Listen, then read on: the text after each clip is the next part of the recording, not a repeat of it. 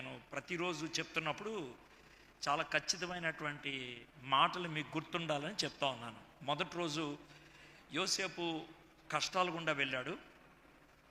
ఈ కష్టాల విషయంలో 3 విషయాలు నేర్చుకున్నాం. ఏంటంటే, మనకి జరుగుతున్నటువంటి పరిస్థితుల్లో కనబడనటువంటి కష్టాలు ఉంటాయి అనేసి, కనబడనటువంటి దేవుని కాపుదల ఉంటుందని, కనబడనటువంటి దేవుని కృపా ప్రణాళిక నడుస్తూ ఉంటుందని. ఇది మొదటి రోజు మనం నేర్చుకున్నాం 37వ అధ్యాయం నుంచి. రెండో రోజు మనం నేర్చుకుంది దేవుని యొక్క ఆయన పరీక్షలో ఎలా ఉన్నాడు అని అన్నప్పుడు 3 రకాలైనటువంటి శోధనలు, 3 రకాలైనటువంటి పరీక్షల గురించి చూసాం. మొదటిది, అధికారాన్ని దుర్వినియోగం చేసుకున్నటువంటి పొతీఫర్ భార్య అధికారాన్ని అధికారంగా పెట్టుకొని చక్కగా ఇతరులకు ఆశీర్వాదకరంగా ఉన్నటువంటి యోసేపుని చూసాం. అధికారం. రెండోది, ఆయన అధికారం తర్వాత మనము ఆలస్యం వచ్చినప్పుడు ఏ విధంగా ఆయన ఆలస్యాన్ని తట్టుకోగలిగాడో ఆ ఆలస్యాన్ని గురించి మనం నేర్చుకోవడానికి ప్రయత్నం చేసాం. ఈ ఆలస్యాల్లో ఏ విధంగా వ్యవహరించాలి అనే దాన్ని మనం చూసాం. సో ఈ విధంగా రెండోది ఆరాటం, మూడోది ఆలస్యం. సో ఈ 3 నిన్న చూసాం. ఈరోజు కూడా 3 విషయాలు నేర్చుకుంటాం. చివరి భాగం చాలా చిన్న భాగం తీసుకున్నాను, చివరి భాగం, కానీ కొంచెం వివరణ ఎక్కువ ఇవ్వాల్సి వస్తుంది, అందుకని చిన్న భాగం తీసుకున్నా. ఆదికాండం 50వ అధ్యాయం 15వ వచనం నుంచి 21వ వచనం దాకా ఉన్నటువంటి భాగాన్ని మనం చూడబోతున్నాం. Okay, right. చిన్న పరిచయం మీకు ఇస్తాను. గత సంవత్సరం ఎలిజబెత్ రాణి గారు చనిపోయారు. 96 ఏళ్ల ఎలిజబెత్ రాణి గారు చనిపోయారు. ఆమె సెప్టెంబర్ 8వ తారీఖున ఆమె చనిపోయింది. అయితే మీకు విషయం తెలుసో లేదు, సెప్టెంబర్ 8వ తారీఖులో చనిపోయినటువంటి ఎలిజబెత్ అమ్మ చచ్చిపోతే ఏం చేయాలి, చచ్చిపోతే ఎలా సమాధి చేయాలి, చచ్చిపోతే ఏ సమాధి పెట్టిలో పెట్టాలి, చచ్చిపోతే ఎలాంటి సమాధిని కట్టాలి, ఈ విషయం ఎప్పుడు మొదలైందంటే 2002లో మొదలైంది.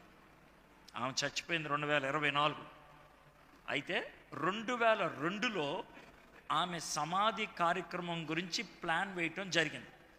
అది ఒక ఆయనకు అప్పగిచ్చారు. ఆయన పేరు ఎడ్వర్డ్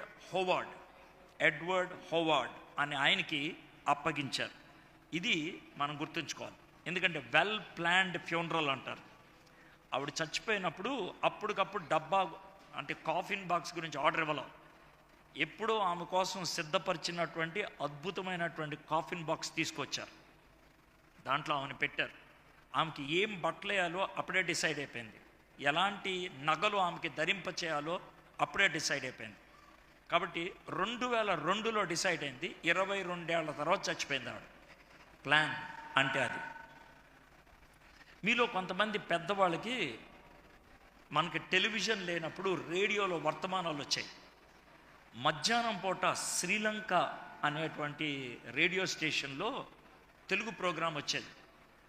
ఆ తెలుగు ప్రోగ్రాంలో ఒక ఆయన మాట్లాడేవారు. ఆయన పేరు జి జాన్. మన్నా వర్తమానములు చాలా బాగా మాట్లాడేవారు, చాలా చక్కగా వాక్యం బోధించేటువంటి వాడు జి జాన్ అనేటువంటి ఆయన. జి జాన్ గారు ఆయన చచ్చిపోవటం చాలా విచిత్రంగా ఉంటుంది. ఎలా అంటే, సాయంత్రం 7 గంటలకి ఆయన తలస్నానం చేసి సూట్ వేసుకొని రాత్రి, అర్థమైందా, ఆయన పాస్టర్ గారికి ఫోన్ చేసి, పాస్టర్ గారు వచ్చేటప్పుడు మీరు ఎలిమెంట్స్, లార్డ్ సప్పర్ యొక్క ఎలిమెంట్స్ తీసుకొని రండి అని చెప్పాడు. అంటే రొట్టె ద్రాక్ష రసం. పాస్టర్ గారు తీసుకొచ్చారు. నాకు చిన్న వాక్యం చెప్పి నాకు రొట్టె ద్రాక్ష రసం ఇవ్వండి అని చెప్పారు. ఆయన ఇచ్చారు. పెద్ద ఆయన జీ జాన్ గారు, ఎందుకు సార్ ఇట్లా చేస్తున్నారంటే, దేవుడు చెప్పాడు నన్ను కొద్దిసేపట్లో తీసుకుంటాడంట అని చెప్పాడు. అలా చెప్పి కొడుకులకి ఫోన్ చేసి అందరికీ ఆశీర్వచనం ఇచ్చి సూట్ వేసుకొని గెడ్డం అన్నీ చేసుకొని చచ్చిపోయాడు ఆయన. నేనేం కల్పించి మాట్లాడలేదు. వెల్ ప్రిపేర్డ్ డెత్ అంటారు. చాలా సిద్ధపడి చనిపోవటం అంటే ఆ విధంగా వాళ్ళు చేస్తూ ఉంటారు. ఈ 50వ అధ్యాయంలో 2 మరణాలు ఉంటాయి. 2 ఆదికాండం 50వ అధ్యాయంలో 2 మరణాలు ఉంటాయి. ఒకటి యాకోబు గారి మరణం, రెండోది యోసేపు గారి మరణం. యాకోబు గారు మరణించక ముందే మీరు 48వ అధ్యాయం నుంచి చూస్తే కనుక తన మరణం ఎలా జరుగుద్ది, మరణం తర్వాత ఏం చేయాలి, మరణం తర్వాత ఎక్కడ సమాధి చేయాలి, ఇవన్నీ కూడా కొడుక్కి యోసేపుకి అప్పగిచ్చాడు. చిన్న కొడుక్కి అప్పగిచ్చాడు. అరే కొంచెం ఈ పని చేయరా అనేసి. యాకోబు యొక్క భూస్థాపన కార్యక్రమం ఉన్నదే బైబిల్లో యేసు ప్రభు తర్వాత అతి ఎక్కువ ప్లేస్ మరణానికి ఇచ్చింది యాకోబుకే. 49వ అధ్యాయం 29వ వచనం నుంచి 50వ అధ్యాయం 14వ వచనం దాకా యాకోబు గారు చచ్చిపోవటం, యాకోబు గారిని ఆయన్ని సుగంధ ద్రవ్యాలన్నీ రాసి పాడవకుండా చేయటం, ఆ తర్వాత 70 రోజులు ఆయన కోసం ఏడవటం, ఆ తర్వాత వాళ్ళు ఉన్నటువంటి ఐగుప్తు నుంచి కనానుకు వెళ్ళటం, అక్కడ మక్ఫలా అనేటువంటి ప్రాంతంలో ఆయన్ని సమాధి చేయటం, వెనక్కి రావటం, ఇదంతా చాలా సుదీర్ఘమైనటువంటి వివరణ ఇచ్చాడు. మోషే గారు ఇంత ప్లేస్ యాకోబు గారి యొక్క మరణానికి ఎందుకు ఇచ్చారంటే ఆయన మరణము, ఆయన సమాధి, ఆయన మరణానికి ముందు పలికినటువంటి మాటలు, దేవుడు అబ్రహాముకి ఇచ్చినటువంటి ఆ వాగ్దానం ఉందే ఆ నెరవేర్పు కొంత జరిగిపోయింది, ఇంకొంత జరగబోతుందని చాలా స్పష్టంగా యాకోబు గారు చెప్పగలిగారు.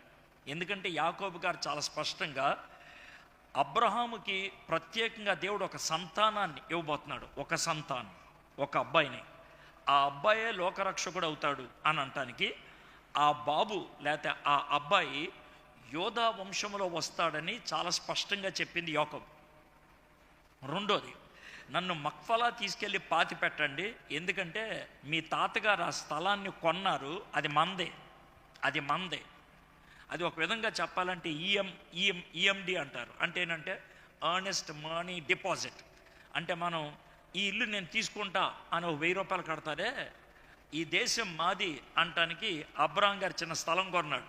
ఆ దేశం మందరా, దేవుడు మనకి ఇస్తానన్నాడు, మనం అక్కడికి వెళ్తాం, కాబట్టి నన్ను అక్కడే పాతి పెట్టండి, ఎవడు వదిలిపెట్టదు అని చాలా స్పష్టంగా చెప్పాడు. ఒకటి సంతానం గురించి చెప్పాడు, రెండోది ల్యాండ్ గురించి చెప్పాడు, మూడోది మీరు కొంతకాలానికి చాలా ఎక్కువ మంది అయిపోతారు, మీరు అక్కడికి వెళ్తారు అని ఆయన ప్రవచనాన్ని చెప్పి ముగిచ్చాడు.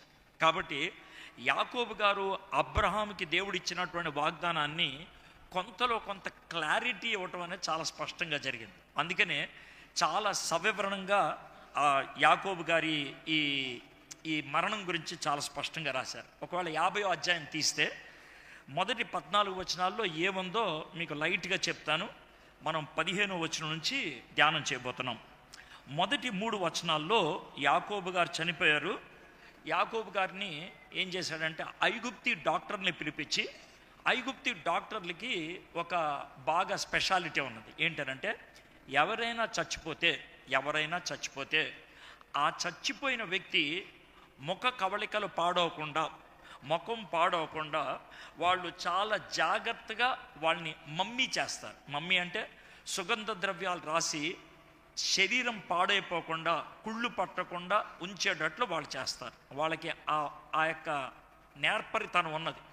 ఎంత నేర్పరితనం అంటే ఐగుప్తు దేశంలో 3000 సంవత్సరాల క్రితం సమాధి చేసిన వాళ్ళు ఇప్పటికీ కూడా చెక్కు చెదరకుండా ఉన్నారు. ఇప్పటికీ కూడా మోషే గారి తల్లి, మోషేని ఎవరైతే పెంచిందో, యాకోబు కాదు, మోషే గారిని ఎవరైతే పెంచారో ఆమె యొక్క శవం కూడా దొరికింది. ఇప్పటికీ కూడా చెక్కు చెదరక ఉందండి. ఆమె ఎలా చచ్చిపోయింది, ఏ వయసులో చచ్చిపోయింది, ఎందుకు చచ్చిపోయింది అనే మాట ఇప్పుడు చెప్పగలుగుతున్నారు. 3500 సంవత్సరాల క్రితం జరిగిన విషయం, కానీ ఇప్పటికీ కూడా వాళ్ళు చాలా చక్కగా చెప్పగలుగుతున్నారు. ఎందుకంటే అంత చక్కగా వాళ్ళు బాడీని ఉంచగలరు. కాబట్టి ఈ 3 వచనాల్లో మనం చూసేది ఏంటంటే యోసేపు గారు ఆ డాక్టర్స్ని పిలిచి, మా నాన్నగారు చనిపోయారు కాబట్టి మీరు జాగ్రత్తగా దాన్ని మమ్మీ చేయండి అంటే వాళ్ళు చేశారు. ఇది మొదటి 3 వచనాలు. ఇక 4వ వచనం నుంచి 6వ వచనం దాకా ఫరో గారి పర్మిషన్ అడిగారు. అయ్యగారు, మీరు కనుక అనుమతిస్తే మా నాన్నగారికి ఒక చివరి కోరిక ఉంది, దాన్ని తీర్చాలన్నాడు. ఏంటి బాబు మీ నాన్నగారి చివరి కోరిక అంటే, మా నాన్నగారు ఈ ఇక్కడ సమాధి చేయొద్దన్నారండి. మా తాతగారు స్థలం కొన్నారంట, అక్కడే సమాధి చేయాలి, మీరు అనుమతిస్తే కనుక వెళ్ళి వచ్చేస్తానండి అని అన్నాడు. అంటే ఆయనకి అనుమతి ఇచ్చాడు. ఇది 4వ వచనం నుంచి 6వ వచనం దాకా. 7వ వచనం నుంచి 14వ వచనం దాకా ఫరో గారు చాలామంది పెద్దల్ని, అంటే రాయల్ అథారిటీస్ని ఇచ్చి ఇశ్రాయేలీలు అనబడేటువంటి ఈ 12 మంది కొడుకుల్ని, వాళ్ళ భార్యల్ని, వాళ్ళ పిల్లల్ని, వీళ్ళందరినీ తీసుకొని ఐగుప్తు దేశం బార్డర్ దాకా వెళ్ళారు. ఆ బార్డర్ దగ్గర వాళ్ళు ఆగిపోతే ఈ 12 మంది కుమారులు మాత్రమే ఆ బాడీని తీసుకొని మక్ఫలా దాకా వెళ్ళి చేసింది ఏంటంటే, నాన్నగారు కోరిక, యాకోబు గారి కోరిక, బాబు మీ పెద్దమ్మ గారిని అక్కడ సమాధి చేశాం, మీ తాతగారు అక్కడే సమాధి అయ్యారు, మీ ముత్తాత గారు కూడా అక్కడే సమాధి అయ్యారు, మీ నాన్నమ్మని అక్కడే సమాధి చేశారు, మీ ముత్త నాన్నమ్మను కూడా అక్కడే సమాధి చేశారు, మీ పెద్దమ్మను అక్కడ సమాధి చేశాం, మీ అమ్మను మాత్రం బెత్లెహేంలో సమాధి చేశాం అని యాకోబు గారు క్లారిటీ ఇచ్చారు. సో ఇప్పుడు వాళ్ళు ఏం చేస్తున్న ఉంటారంటే, జాగ్రత్తగానండి, లేయా గారి సమాధి ఉంటుంది కదా, ఆ సమాధిని ఓపెన్ చేస్తున్న ఉంటారు. లేయా గారి సమాధిని ఓపెన్ చేస్తున్న ఉంటారు. అప్పుడు లోన్ ఎవరు కనబడతారు? లేయా కనబడుతుంది. అర్థమైందా అండి? లేయా పాడవకుండా ఉంటుందానంటే ఖచ్చితంగా పాడవకుండా ఉంటుంది. వాళ్ళు ఆ విధంగా చేసి పెడతారు. అప్పుడు దాంట్లోకి నెమ్మదిగా యాకోబు గారిని దింపారు. కాబట్టి యాకోబు లేయా ఒకే సమాధిలో ఉన్నారు. అబ్రహాము శారా ఒకే సమాధిలో ఉన్నారు. ఇస్సాకు రెబెక్కా ఒకే సమాధిలో ఉన్నారు. అక్కడ మన సమాధులు ఉంటాయి. చాలామంది ఈ హోలీ ల్యాండ్ టూర్ వెళ్తారు కదా, అప్పుడు వెళ్ళినప్పుడు ఈ సమాధులు చూస్తారు. ఈ సమాధులు చూడటానికి వెళ్ళేటువంటి రోడ్డు కానీ, ఈ సమాధులు ఉన్నటువంటి ప్రదేశం కానీ కాస్త విచిత్రంగా ఉంటుంది. ఏ అనంటే, మీరు ఆ సమాధుల దగ్గరికి వెళ్ళేటువంటి రోడ్డుకి అటు ఇటు దగ్గర 30 అడుగులు గోడ ఉంటుంది. అటు ఇటు గోడ ఉంటుంది. జస్ట్ రోడ్డు ఉంటుంది, చిన్న రోడ్డు. అంటే ఒక కారు ఇటు వస్తుంది, ఒక కారు అటు వెళ్తుంది, అంతే. అలాంటి రోడ్డు ఉంటుంది. అటు ఇటు 30 అడుగులు గోడ ఉంటుంది. ఆ గోడ మీద కరెంటు తీగ ఉంటుంది. అంటే ఆ గోడ ఎవరినైనా ఎక్కి దూకితే కనుక చచ్చిపోతారు. అలా కరెంటు తీగ ఉంటుందన్నమాట. ఆ రోడ్డు ఎందుకు అలా కట్టారంటే, అది అంతా కూడా పాలస్తీనా వాళ్ళు ఆక్యుపై చేసుకున్నటువంటి ప్రాంతం. కానీ యూదులు అబ్రహాం యొక్క సమాధి దగ్గరికి వెళ్ళటానికి ట్రంప్ గారు ప్రెసిడెంట్గా ఉన్నప్పుడు ఆయన ఈ రోడ్డు కోసం, ఇశ్రాయేలీల కోసం ఆయన పని చేసి పెట్టాడు. కాబట్టి కేవలం ఆ రోడ్డు మీద వెళ్ళటానికి ఇశ్రాయేలీలకి, అంటే యూదులకి పర్మిషన్ ఉంటుంది, లేకపోతే ఉండదన్నమాట. సో మనం అక్కడికి ఎందుకు వెళ్ళగలుగుతామనంటే, ఇజ్రాయేలీ వీసాతో మనం వెళ్తాం కాబట్టి ఆ రోడ్డు మీద మనల్ని వెళ్ళనిస్తారనమాట. అది వాళ్ళు చేసేటువంటి పని. అక్కడికి వెళ్తాం కదా, ఈ సమాధులు ఉంటాయి. ఈ సమాధులు చాలా విచిత్రంగా ఉంటాయి. ఎలా అంటే, ఇప్పుడు ఇది సమాధి అనుకోండి, ఊరినే ఇదే సమాధి అనుకోండి, ఇది అబ్రహాం గారి సమాధి. ఎలా ఉంటుంది కదా సమాధి, మీకు చూపించడానికి ఇలా పెడుతున్నాను. అబ్రహాం గారి సమాధి ఉందనుకోండి, సమాధికి మధ్యలో గోడ ఉంటుంది. సమాధికి మధ్యలో కూడా ఉంటుంది, పైన ఉంటుంది గోడ. అర్థమైందా? గోడ లేకపోతే చెక్క లేకపోతే కర్టన్ ఉంటుంది. ఇటేపు ఒక బిల్డింగ్ ఉంటుంది, ఇటేపు ఒక బిల్డింగ్ ఉంటుంది. ఏ అనంటే, ఒక పక్కన ముస్లింలు ఆరాధిస్తారు, ఇంకో పక్కన యూదులు ఆరాధిస్తారు. అది వాళ్ళు చేసేటువంటి పని. ఓ పక్కన ముస్లింలు, ఓ పక్కన యూదులు ఆరాధిస్తారు. మనము యూదులు ఆరాధించేటువంటి వైపు వెళ్ళి అబ్రహాము, యాకోబు, తర్వాత ఇస్సాకు వీళ్ళ సమాధులు చూసి మనం వచ్చేస్తాం. కొంచెం ఇంట్రెస్టింగ్గా ఉంటుందని ఈ విషయం చెప్పాను. మీలో చాలామంది చూసి ఉండొచ్చు, మాకు తెలిసిలే అని కూడా అనుకొని ఉండొచ్చు, పర్లేదు, చెప్పాలి కాబట్టి చెప్పాను. ఇది విషయం. అయితే ఇప్పుడు కొడుకులందరూ కలిసి ఉన్నారో లేదో నాకు తెలియదు, కానీ ఆదికాండంలో జరిగినటువంటి 3 పితరుల యొక్క సమాధికి అన్నదమ్ములంతా కూడా కలిసిపోయారు. ఉదాహరణకి ఇస్సాక్కి, ఇష్మాయిల్కి పడేది కాదు, కానీ అబ్రహాము గారి సమాధి చేసేటప్పుడు వాళ్ళిద్దరూ కలిసి వచ్చారు. అబ్రహాము గారి సమాధి చేసేటప్పుడు 25వ అధ్యాయం 9వ వచనంలో చూస్తాం. ఊరినే పాయింట్లా చెప్తాను. రెండోది, అదేవిధంగా ఇస్సాకు గారు చనిపోయినప్పుడు ఏసావుకి యాకోబుకి పడేది కాదు, కానీ వాళ్ళ నాన్నగారిని సమాధి చేయడానికి ఇద్దరు కూడా కలిసి వచ్చారు. 35వ అధ్యాయం 29వ వచనం. ఇప్పుడు కూడా అదే పరిస్థితి మనం చూడబోతున్నాం. ఎందుకనంటే ఈ 12 మంది కొడుకులు ఒక తాటి మీద లేరు. వాళ్ళు అంతర్గతంగా కష్టాలు ఉన్నాయి, భయాలు ఉన్నాయి. అయినప్పటికి కూడా సమాధి చేయడానికి వాళ్ళు కలిసి రావటం జరిగింది. సో ఎందుకనంటే సమాధి కార్యక్రమం అంటే అంత ప్రాముఖ్యం అంటానికి అబ్రహాం గారి సమాధి, ఇస్సాక్ గారి సమాధి, యాకోబు గారి సమాధి, ఆ సమాధుల గురించి కొన్ని విషయాలు చెప్పడం జరిగింది. సరే, వీళ్ళు సమాధి చేశారు, మళ్ళీ వచ్చేసారు. వచ్చి చివరిగా ఐగుప్తులోకి కాలు పెట్టకముందు కాస్త వెనక్కి చూస్తుని ఉంటారు. ఎవరు? ఈ 12 మంది కొడుకులు కూడా. ఎందుకు చూస్తుని ఉంటారు? నాన్నగారు చెప్పారు ఈ దేశం దేవుడు మనకిస్తాడంట, తాతగారు చెప్పారు ఈ దేశం దేవుడు మనకిస్తాడంట, ముత్తాతకో దేవుడు వాగ్దానం చేశాడు ఈ దేశాన్ని మనకిస్తాడంట. ఒకసారి ఆ దేశం వైపు చూసి వెళ్ళిపోయారు. మళ్ళీ ఎప్పుడు కూడా ఆ వెళ్ళిపోయినటువంటి 12 మంది ఆ దేశంలో అడుగు పెట్టల. 400 సంవత్సరాల తర్వాత ఇశ్రాయేలీలు ఆ దేశంలో అడుగు పెట్టడానికి దేవుడు అవకాశం కల్పించాడు. ఈ 400 సంవత్సరాలు ఇశ్రాయేలీలు ఐగుప్తులో మనుగడ కలిగి ఉండటానికి, 20 లక్షల మందిగా వ్యాప్తి చెందటానికి, వాళ్ళు ఐగుప్తు దేశంలో చక్కగా స్థిరపడిపోవడానికి యోసేపు చాలా ప్రాముఖ్యమైనటువంటి పాత్రను పోషించాడు. అందుకే ఈ అధ్యాయం చివరికి వచ్చేప్పటికి యోసేపు గారు చచ్చిపోవడానికి సంసిద్ధం అవుతా ఉన్నాడు. యోసేపు గారు తన కొడుకుల్ని అందరినీ పిలిచి కూర్చోపెట్టి చెప్పాడు, అయ్యా నేను చచ్చిపోబోతున్నాను, అయితే ఒక్క పని చేయొద్దు. మీరు ఏం చేయొద్దు? ఇక్కడ ఎవరైనా నా లాంటోడు చచ్చిపోతే, ఒక ప్రైమ్ మినిస్టర్ లెవెల్ లాంటోడు చచ్చిపోతే ఒక గోరీ కడతారు, ఒక పిరమిడ్ కడతారు. నా కోసం అలా కట్టొద్దు. నన్ను ఒక సూట్ కేస్ దాంట్లో పెట్టండి, భూమిలో పాతి పెట్టద్దు. ఒక కాఫిన్ బాక్స్లో నన్ను పెట్టండి, భూమిలో పాతి పెట్టద్దు, అలాగే ఉంచండి. ఎందుకండి అని అంటే, ఏదో ఒక దినాన్న మీరు ఇక్కడ నుంచి ఇశ్రాయేల్ దేశంకి వెళ్తారు, అంటే దేవుడు వాగ్దానం చేసిన కనానికి వెళ్తారు. మీరు వెళ్ళినప్పుడు నన్ను వదిలిపెట్టద్దు, నన్ను తీసుకెళ్ళండి అని చెప్పారు. ఆ మాట గుర్తుపెట్టుకొని మోషే గారు వాళ్ళు పస్కా పండగ చేసుకొని ఆ రాత్రి ఫరో వెళ్ళిపోమన్నప్పుడు రాత్రి ఆ సమాధిని పట్టుకొని మోషే గారు ప్రయాణం చేయటం మొదలుపెట్టారు తన జనాలతో. అంటే మోషే మోసాడని కాదు నా ఉద్దేశం, మోసే చెప్పున్నాడు రే సమాధి మోయండ్రా అని.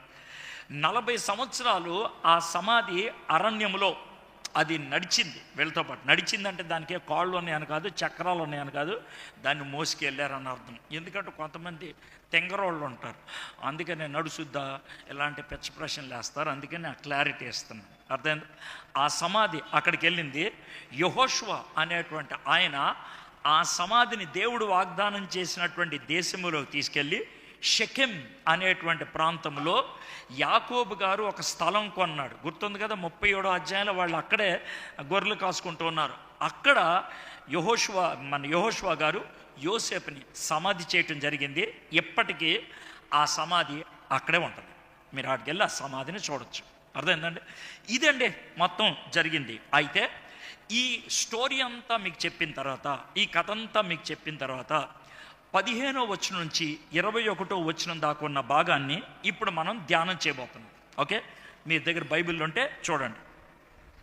యోసేపు సహోదరులు తమ తండ్రి మృతి పొందుట చూచి, ఒకవేళ యోసేపు మన యందు పగపెట్టి, ఈ మాటలో నేను చెప్పి ఒకసారి మీ యొక్క తలైపు చూస్తాను, ఎందుకనంటే మీరు కూడా నన్ను చూస్తారని. ఒకసారి నేను అంత అందగాన్ని కాకపోయినా ఒకసారి చూడండి. ఎందుకు చూడమని అడుగుతున్నాను అని అంటే కనుక, మీకు 37వ అధ్యాయంలో గుర్తుందో లేదో, మొదటి 7 వచనాల్లో పగ పెట్టడం అనేది 4 సార్లు చూసాం. ఆ పగ పెట్టింది తమ్ముళ్ళు, అన్నయ్యలు.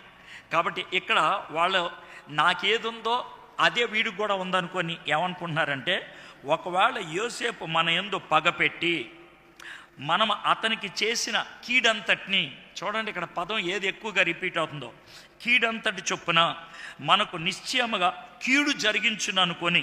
అంటే 15వ వచనంలో కీడు 2 సార్లు కనబడింది.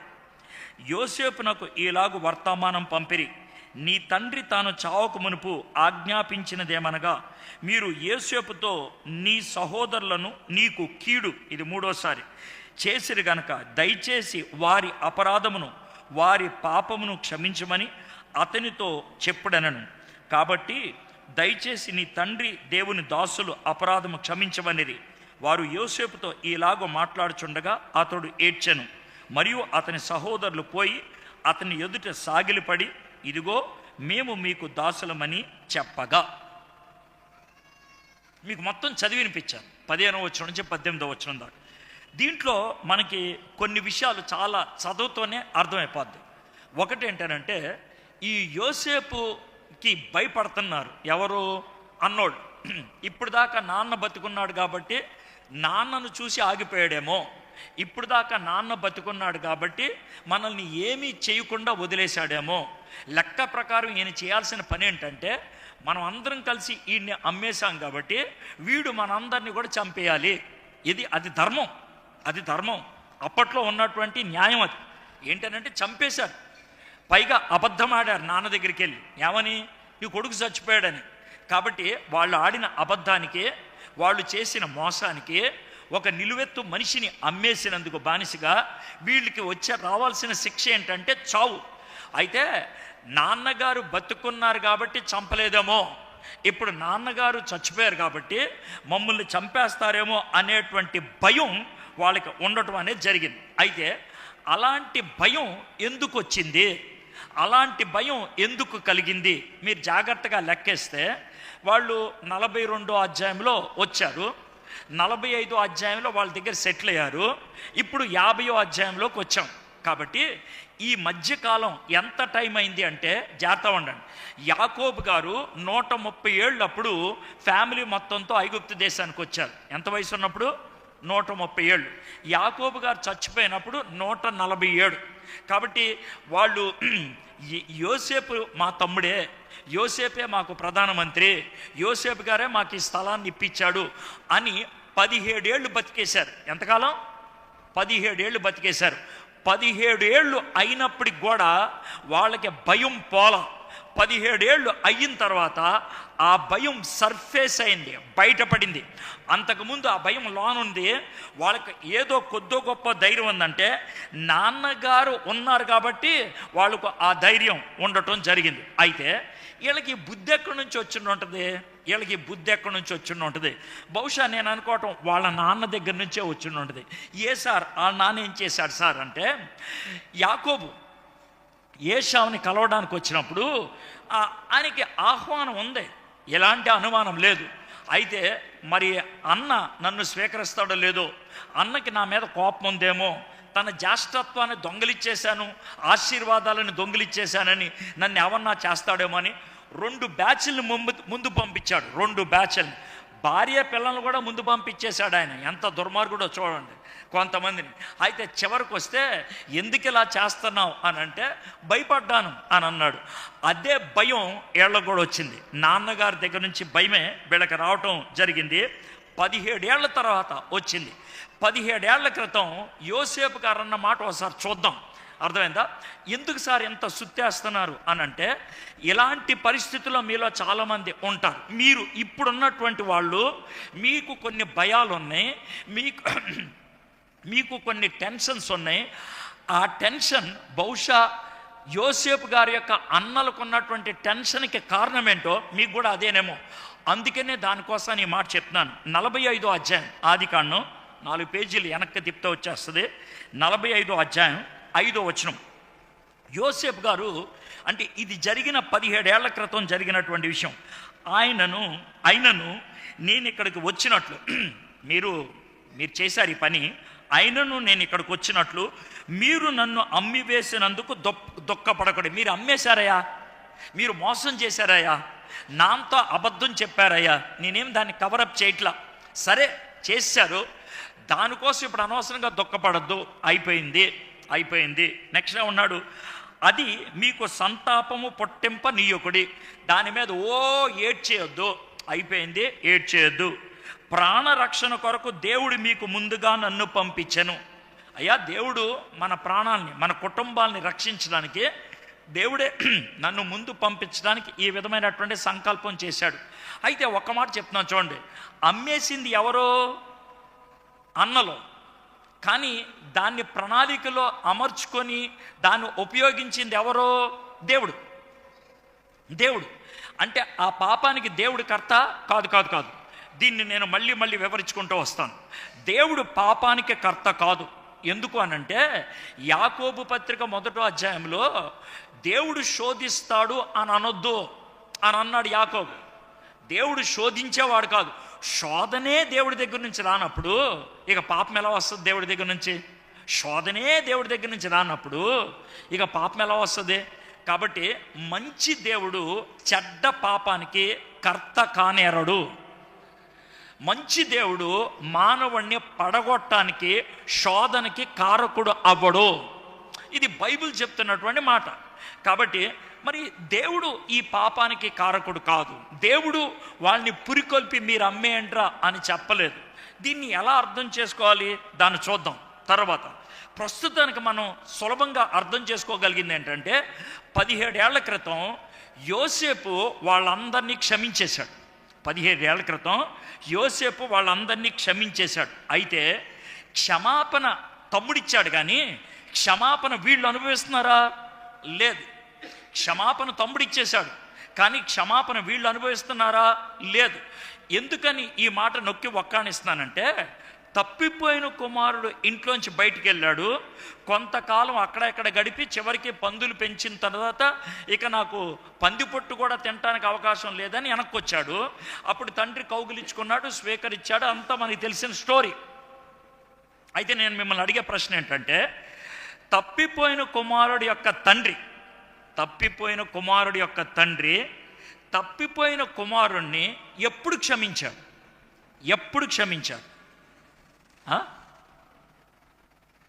కొంచెం గట్టి చెప్పండి. మీరు తప్పు చెప్పారని నేను అన్నా, అది మీ అభిప్రాయం అనుకుంటాను. చెప్పండి. తప్పు చేసినప్పుడా? తిరిగి వచ్చినప్పుడు అంటే అప్పుడు దాకా క్షమించలేదంటారు.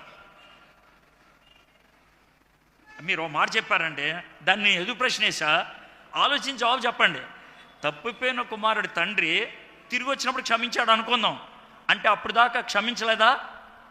మరి ఇంకెప్పుడు చేశాడు?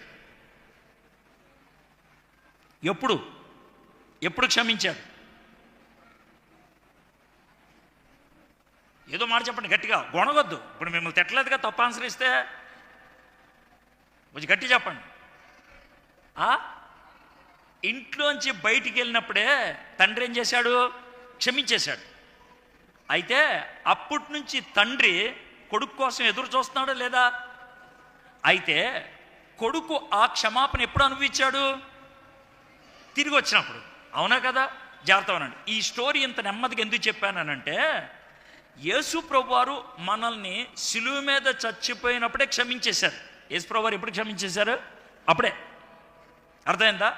కానీ ఆ క్షమాపణ మనం ఎప్పుడు అనుభవిస్తాం? ఆయన దగ్గరికి వెళ్ళి ఒప్పుకొని దాన్ని అంగీకరిస్తే, ఒప్పుకొని దాన్ని స్వీకరిస్తే ఆ క్షమాపణ మనదవుద్ది. దేవుడి వైపు నుంచి క్షమాపణ అయిపోయిందా? కానీ మన దేవుడి వైపు క్షమాపణ ఎందుకు అడుగుతున్నారు? దేవుడి వైపు క్షమాపణ అయిపోయిందా? అయిపోయింది. దేవుడి వైపు క్షమాపణ అయిపోయిందా? అయిపోయింది శిలువ మీద చచ్చిపోయినప్పుడే. కానీ ఆ క్షమాపణ మనం పొందామా? లేదు. దేవుడి వైపు అయిపోయిందా? అయిపోయింది. మన వైపు పొందామా? లేదు. మన వైపు పొందాలంటే ఏం చేయాలి?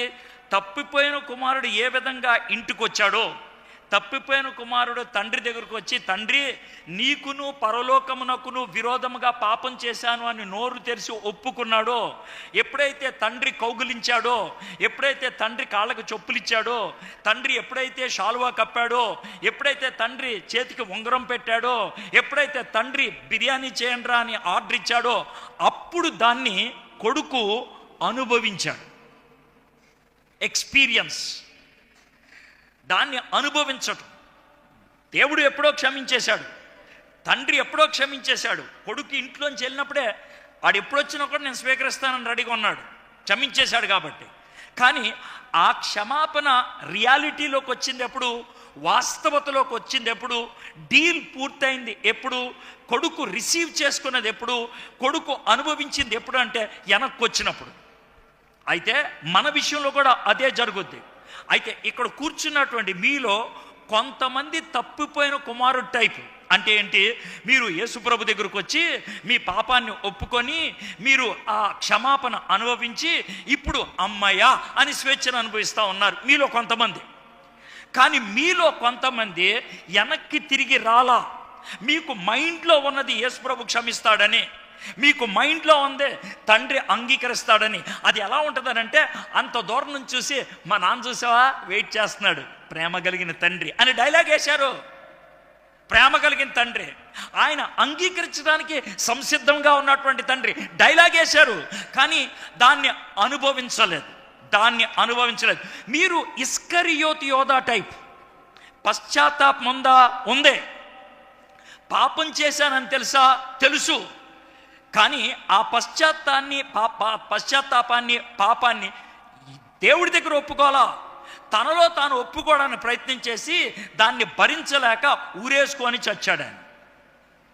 ఇక్కడ మీకు ఇంకో లైఫ్ స్టోరీలో చెప్పాలంటే, తమ్ముడు, అరే బాబు మీరు చేశారు, నేను కాదనట్లా. మీరు నన్ను అమ్మేశారు కాదనట్లా. మీరు మోసం చేశారు కాదనట్లా. మీరు నాన్నతో అబద్ధం ఆడారు కాదనట్లా. అయితే దాని గురించి ఎక్కువ వరి అవద్దు. ఎందుకనంటే అది ఒప్పేసుకున్నారనుకోండి, దేవుడు అది మన మంచికి చేసి పెట్టాడు. 17 ఏళ్ల క్రితం ఆ మాట చెప్తే అది వారి బుర్రలోకి ఎక్కలా, దాన్ని వాళ్ళు అనుభవించలా. మీలో కొంతమంది సంవత్సరాల తరబడి ఇలాంటి చర్చికి వస్తున్నారు, సంవత్సరాల తరబడి కానుకలేస్తున్నారు, సంవత్సరాల తరబడి వాక్యాన్ని వింటున్నారు. మీలో కొంతమంది బల్లలో చేతులు కూడా వేశారు. అయోగ్యంగా బల్లలో చెయ్యేటువంటి ఏంటి తెలుసా? యేసు ప్రభు యొక్క రక్తంలో నీ పాపం కడగబడకుండా, యేసు ప్రభు దగ్గర నీ పాపాన్ని ఒప్పుకోకుండా, యేసు ప్రభు దగ్గర ఆ పశ్చాత్తాపాన్ని పొందకుండా ఆ రొట్టెలో చెయ్యటం అనేది నీకు ఇస్కరియోతు యోధాకి తేడా ఉంది. ఏముంది తేడా? నువ్వు చర్చికి వచ్చావు, విషయాలన్నీ తెలుసు. ఒకవేళ పాస్టర్ గారు పొరపాటున కొరింథీయులకు రాసిన 2వ పత్రిక 11వ అధ్యాయం అని అంటే మీరు తలకాయ పైకెత్తి చూస్తారు. సార్ అది 2వ పత్రిక సార్, 11వ పత్రిక అని సార్ మీరు కరెక్ట్ చేస్తారు. మీకు అంత తెలుసు ఎక్కడుందో. మీకు నాలెడ్జ్ ఉన్నది, ఎక్స్పీరియన్స్ లేదు. వర్డ్ తెలుసు, కానీ స్పిరిట్ ఆఫ్ గాడ్, పరిశుద్ధాత్ముడు ఆ వర్డ్ని తీసుకొని, ఆ వాక్యాన్ని తీసుకొని మీ హార్ట్ మీద, మీ హృదయం మీద పనిచేసి పశ్చాత్తాపం లోన కలిగి ఆ ఒప్పుదల నాకు దొరికింది అనేటువంటి ఆ స్వేచ్ఛానుభూతిలోకి మీరు మీలో కొంతమంది వెళ్ళాల. ఇక్కడ అన్నలకి జరిగింది అదే. అది జరిగినప్పుడు మనకి కొన్నిసార్లు భయం కలుగుద్ది. ఎలాగ భయం కలుగుద్ది? మీకు సడన్గా హార్ట్ అటాక్ వచ్చింది, లేదా మీకు జ్వరం తగ్గలేదు, లేదా పెద్ద భూకంపం వచ్చిందని చెప్పారు, లేదా సునామీ వస్తుందని చెప్పారు, సముద్రం పొంగిపోతుందంట అని చెప్పారు.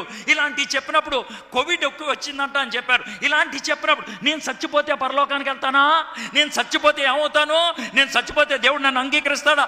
బయట ఎవరికి చెప్పావు, లోన టెన్షన్లోకి వెళ్ళిపోతావు. ఇది ఎందుకు వచ్చిందంటే ఆ ఫర్గివ్నెస్, ఆ క్షమాపణ అనేది నువ్వు అనుభవించలేదు. యోసేపు పరిస్థితి అదే. యోసేపు యొక్క అన్నల పరిస్థితి. They did not receive, they did not accept, they did not confess. వాళ్ళు అంగీకరించలేదు, వాళ్ళు ఒప్పుకోలేదు, వాళ్ళు స్వీకరించలేదు. అందుకనే 17 ఏళ్ళ దాకా ఏదో మాయ జరిగిందంతే. 17 ఏళ్ళ దాకా పైపైన సర్దుకుంటుపోయారు.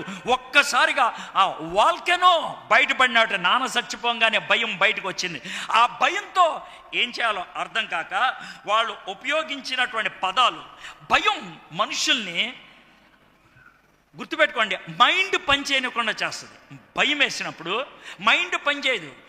మైండ్ పనిచేయక పదాలు, వాడకూడని పదాలు వాడేస్తారు.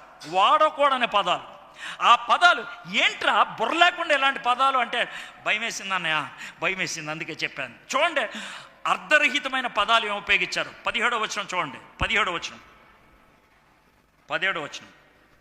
చూస్తున్నారా? 17వ వచనంలో అర్ధరహితమైన పదం ఏంటి చెప్పండి నాకు. చెప్పగలరు? కొంచెం బుర్ర ఉపయోగిస్తారేమో చూద్దామని అడుగుతున్నాను.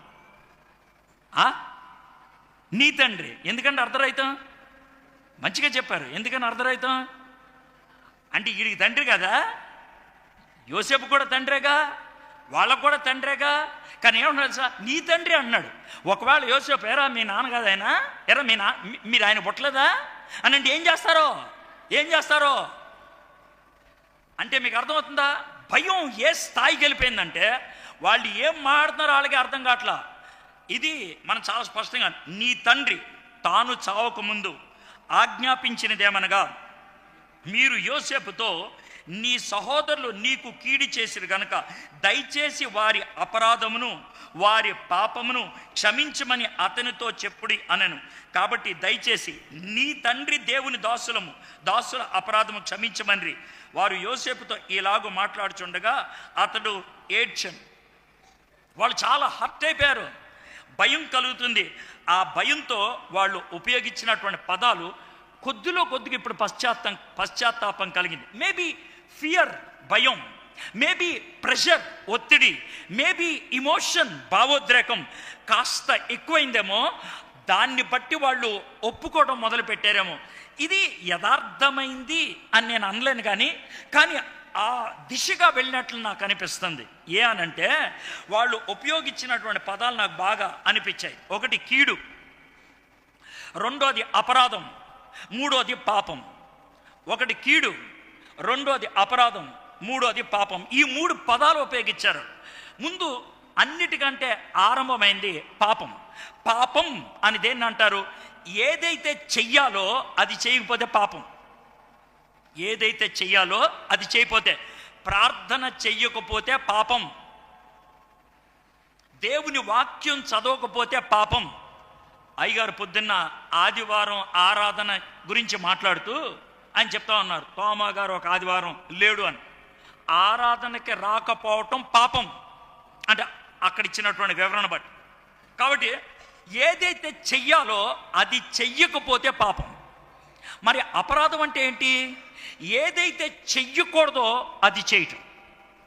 ఏదైతే చెయ్యకూడదో అది చేయటం. ఆదివారం చర్చికి రాకపోవటం పాపమైతే చర్చి మానేసి సినిమాకి వెళ్ళటం అపరాధం. మీకు అర్థమైంది కదండి? సో ఇది పాపం, అది అపరాధం. మరి కీడంటే ఏంటి? సినిమాకి వెళ్ళొచ్చి సినిమాకి వెళ్తే పాపం అని ఎవడన్నాడు రా అని వాదించడం కీడు. మీకు ఇప్పుడు క్లారిటీ వచ్చిందా? ఇప్పుడు మీలో ఎక్కువ శాతం మంది ఏ కేటగిరీలో ఉంటారంటే 3వ కేటగిరీలో ఉంటారు. ఏమంటారు? అర్థమైందా? ఏమంటారు? సో కాబట్టి మీ లైఫ్లో పాపం పనిచేయదు, అది 1వ క్లాసు. మీ లైఫ్లో అపరాధం పనిచేయదు, అది 5వ క్లాసు. మీ లైఫ్లో పనిచేసేది కీడు, అది 10వ క్లాసు. మా లెవెలే వేరు. కానీ వీళ్ళు పాపం ఒప్పేసుకున్నారు. మేము పాపం చేశాం, అపరాధం చేశాం, కీడు చేశాం అని వాళ్ళు ఒప్పుకుంటే ఇప్పుడు దాన్ని నిజమైనటువంటి పశ్చాత్తాపం అని అనుకున్నాం. సో ఇది బ్యాక్గ్రౌండ్ అయిపోయింది. ఇప్పుడు మనం మెయిన్ వచనాలకు వద్దాం. 19, 20, 21 నేను ముఖ్యంగా బోధించాలనుకుంది ఈ 3 వచనాల మీద. ఎప్పుడైతే యోసేపు వాళ్ళ అన్నోళ్ళు, తర్వాత ఒక తమ్ముడు బెంజామిన్, ఈ 11 మంది యోసేపు దగ్గరకు వచ్చి ఈ పశ్చాత్తాపాన్ని వ్యక్తపరిచారో, ఇప్పుడు యోసేపు గారు మాట్లాడుతున్నారు ఈ 3 వచనాల్లో. 3 వచనాల్లో 3 విషయాలు చెప్పారు. మీరు ఈ 3 విషయాలు బాగా గుర్తుపెట్టుకోవాలి లైఫ్ లాంగ్. ఆదికాండం అంతా ఏంటి అని అంటే ఈ 3 వచనాలు అర్థం చేసుకుంటే సరిపోద్ది. ఆదికాండం అంతా ఏంటి అన్నది ఈ 3 వచనాలు అర్థం చేసుకుంటే సరిపోద్ది. ఏంటండి ఆ 3వ వచనం? 3 వచనాలు. 19వ వచనం, యోసేపు భయపడుకుడి, నేను దేవుని స్థానమందు ఉన్నానా. ఇది మొదటిది. నేను దేవుని స్థానమందు ఉన్నానా. ఏం బాబు, దేవుడికో చైర్ ఉంటుంది, ఆ చైర్లో నేనేమన్నా కూర్చున్నానా? నేనేమన్నా దేవుడి చైర్లో కూర్చున్నానా? నేను దేవుణ్ణా? దేవుడు మాత్రమే చేయగలిగే పనులు నన్ను చేయమని అడుగుతున్నారు. పొరపాటదే. దేవుడు మాత్రమే చేయగలిగే పనులు నన్ను అడుగుతున్నారు, అది పొరపాటు. ఆ మాట నా దగ్గర ఉపయోగించొద్దు.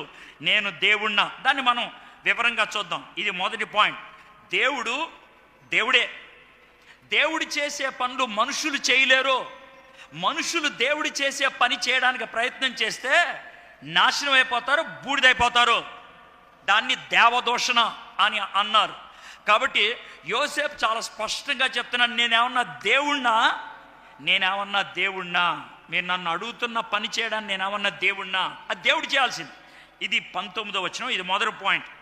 రెండోది, మీరు నాకు కీడు చేయను ఉద్దేశించిరి కానీ నేటి దినమున జరుగుతున్నట్లు అనగా బహు ప్రజలను బ్రతికించినట్లుగా అది మేలుకే దేవుడు చేశాను. అయ్యా, దేవుడు స్థానంలో నేను లేను, దేవుడు చేసింది మనం మర్చిపోకూడదు. దేవుడి స్థానంలో నేను లేను, దేవుడు చేసింది మనం మర్చిపోకూడదు. చాలా స్పష్టంగా ఇది దేవుడు చేసింది. ఈరోజు అనుకుంటే ఈ పాట పాడారు మీరు, దేవుడు అంటే నేను వింటా ఉన్నాను, ఒకసారే విన్నాను ఆ పాట స్టార్టింగ్ ఏముంటుందో తెలియదు కానీ ఉపకారాలు అనేది ఉంటుంది. దేవుడు ఏదో ఉపకారాల పాట ఉందా? దేవుడు 2 చరణాలు ఉంటాయి, ఆ 2 చరణాలు కూడా విన్నా. చరణం నెంబర్ 1లోనేమో ఆ పాపి అయినటువంటి అమ్మాయి వస్తే కనుక ఆవిడ్ని క్షమించావు అన్నది ఉంటుంది. 2వ చరణంలో ఏమో శిలువ మీద తండ్రి వీరేం చేయుచున్నారు వీరు ఎరగని క్షమించమని చెప్పావు కదా బాబా, ఉపకారం చేసే దేవుడు అని ఒక పాట ఉంటుంది. ఉందా? ఎన్నో నెంబర్ పాట అండి? ఫస్ట్ సాంగ్ అన్నట్టు. వాళ్ళు ఫేస్ ఎలా పెట్టుకొని చూస్తున్నారు వాళ్ళు, అసలు ఎర్రగా బాధలు మిమ్మల్ని 4 రోజులు నేర్పించారని చెప్తున్నాడు సార్. నేను ఒక్కసారే విన్నది ఆ పాట, అది కూడా గదిలో కూర్చొని విన్ని ఇంకా నెక్స్ట్ ఏం చరణం వస్తుందా అని చూశాను. 2 చరణాలతో ఆగిపోయింది. ఓహో, ఈ 2 చరణాలు పాడారన్నమాట.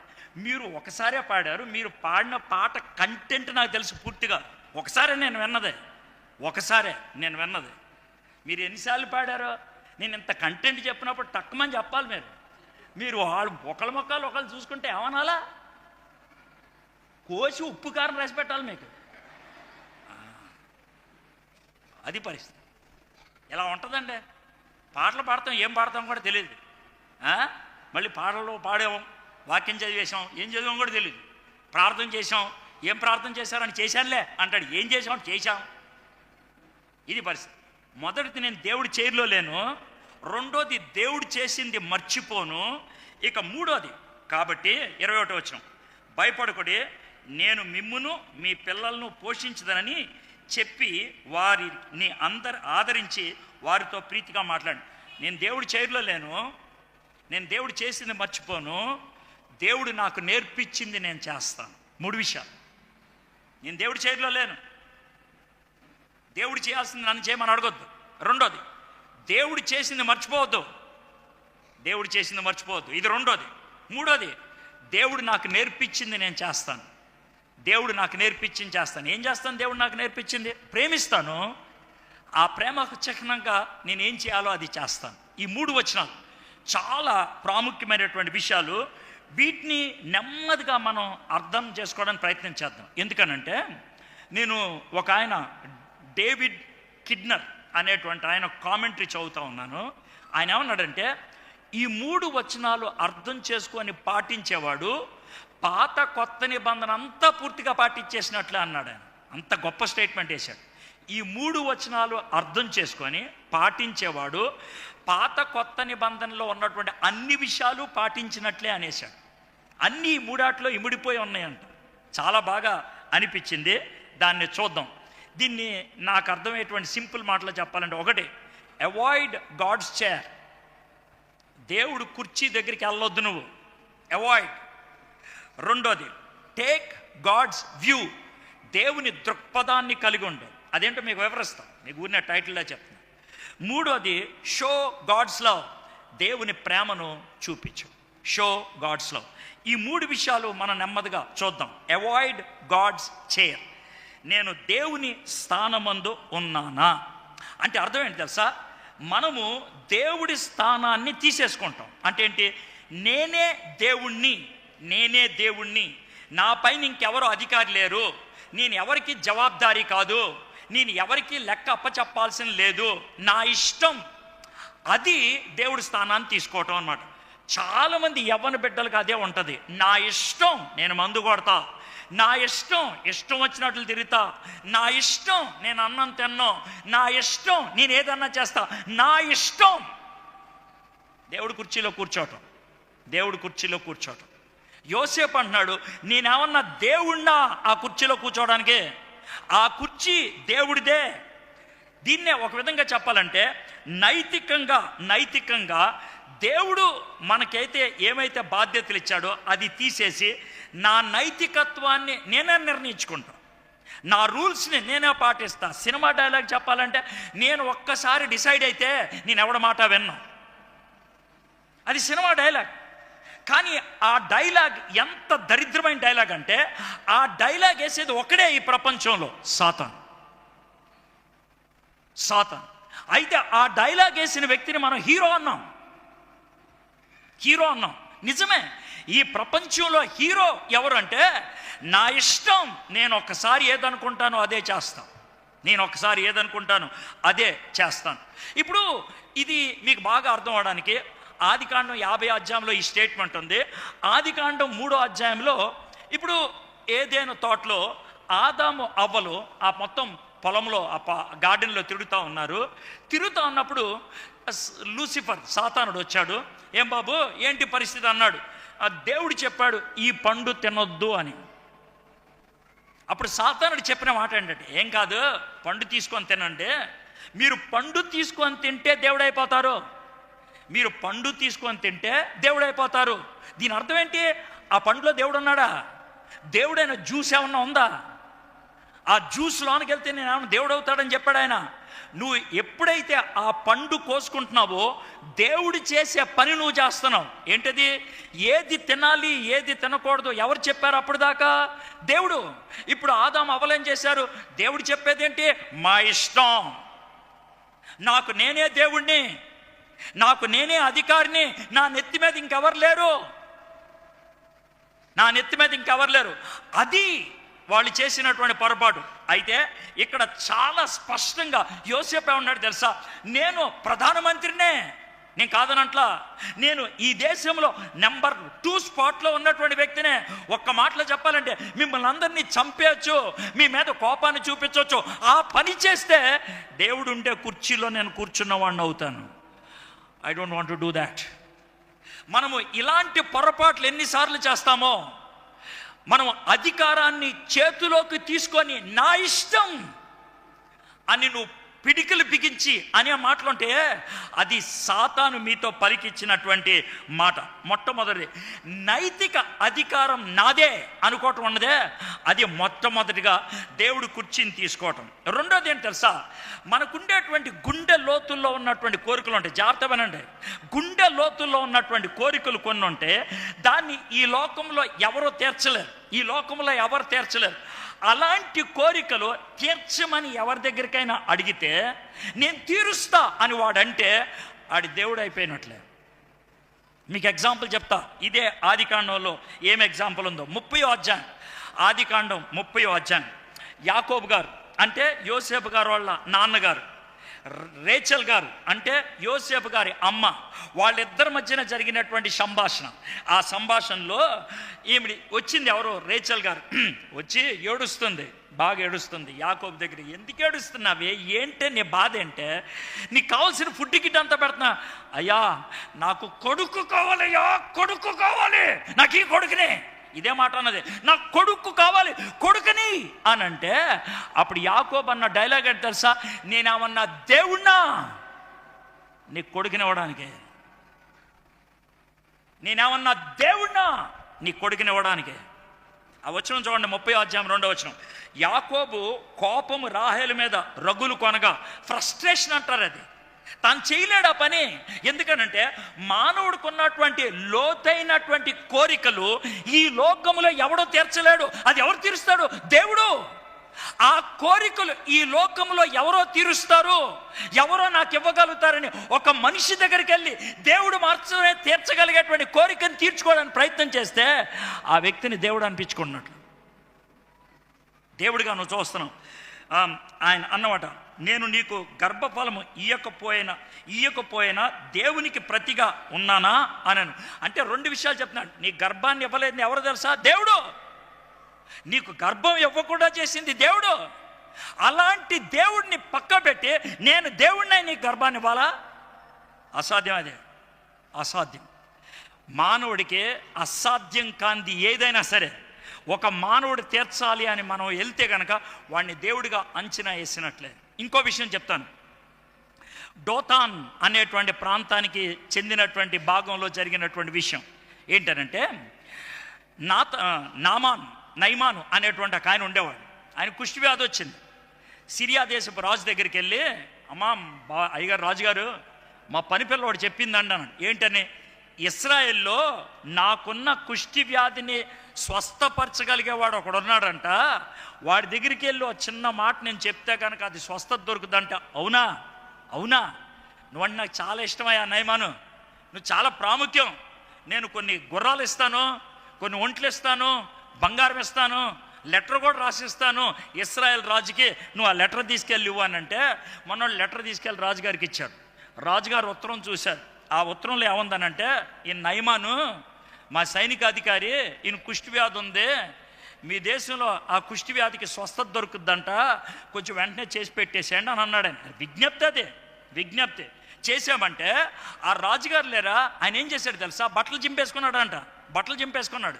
చింపుకొని ఏమంటాడు తెలుసా? నేనేమన్నా దేవుడినయా కుష్టి వ్యాధిని పోగొడతానికే? నేనేమన్నా దేవుడినా కుష్టి వ్యాధి పోగొడతానికే? ఏంటి ఆ రాజుగారు ఇలాంటి కోరిక కోరటం? నేను చేయలేనంటే యుద్ధం రావడానికా, తెలకడానికా ఈ పని చేశాడు? చూడండి నా మాట. రాజులు రెండో గ్రంథం 5వ అధ్యాయం 7వ వచనం.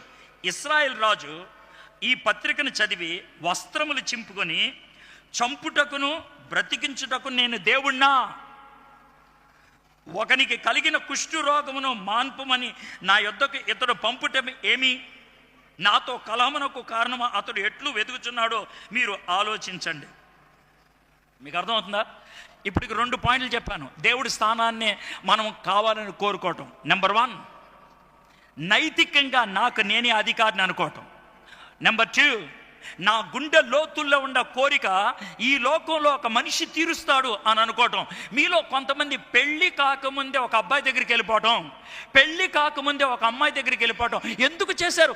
డీపెస్ట్ నీడ్ ఒక మనిషి ఈ లోకంలో ఇస్తారనుకొని వెళ్ళిపోవటం జరిగింది మీలో చాలా మందికి. It happened with you. ఇది 2వ కారణం. ఇక 3వది చూద్దాం.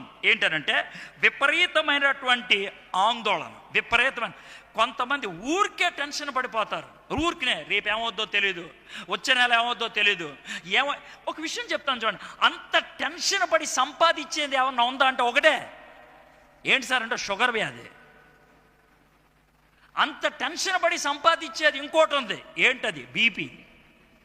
అంత టెన్షన్ పడి సంపాదించేది ఇంకోటి ఉంది. 3వది ఏంటది? Heart attack.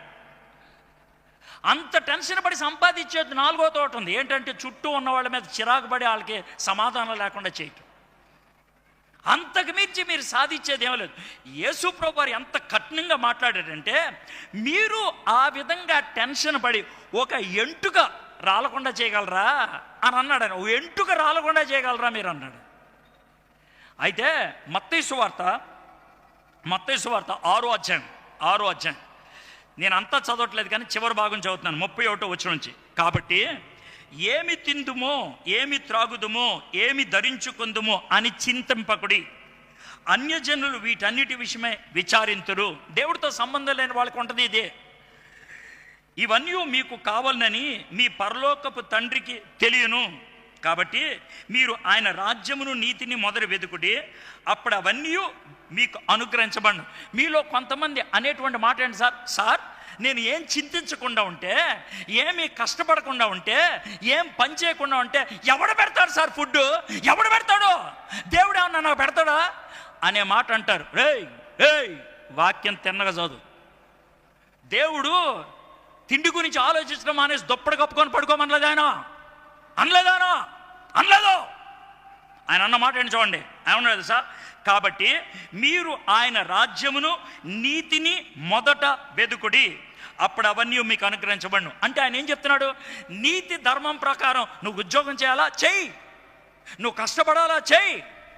నీ దారి నువ్వు పని చేసుకుంటా ఉండు. దేవుడు నీకు కావాల్సిన అన్ని అనుగ్రహిస్తూ ఉంటాడు. You have a work to do but not the worry to handle. నీకు పనుంది చేయటానికి, నీకు పనుంది కానీ చింతించొద్దు. పని చేసుకుంటా వెళ్ళు. నీకు ఎంత కావాలని నేను ఇస్తాను, నీకేది కావాలని నేను ఇస్తాను. You do your work and I will do my work.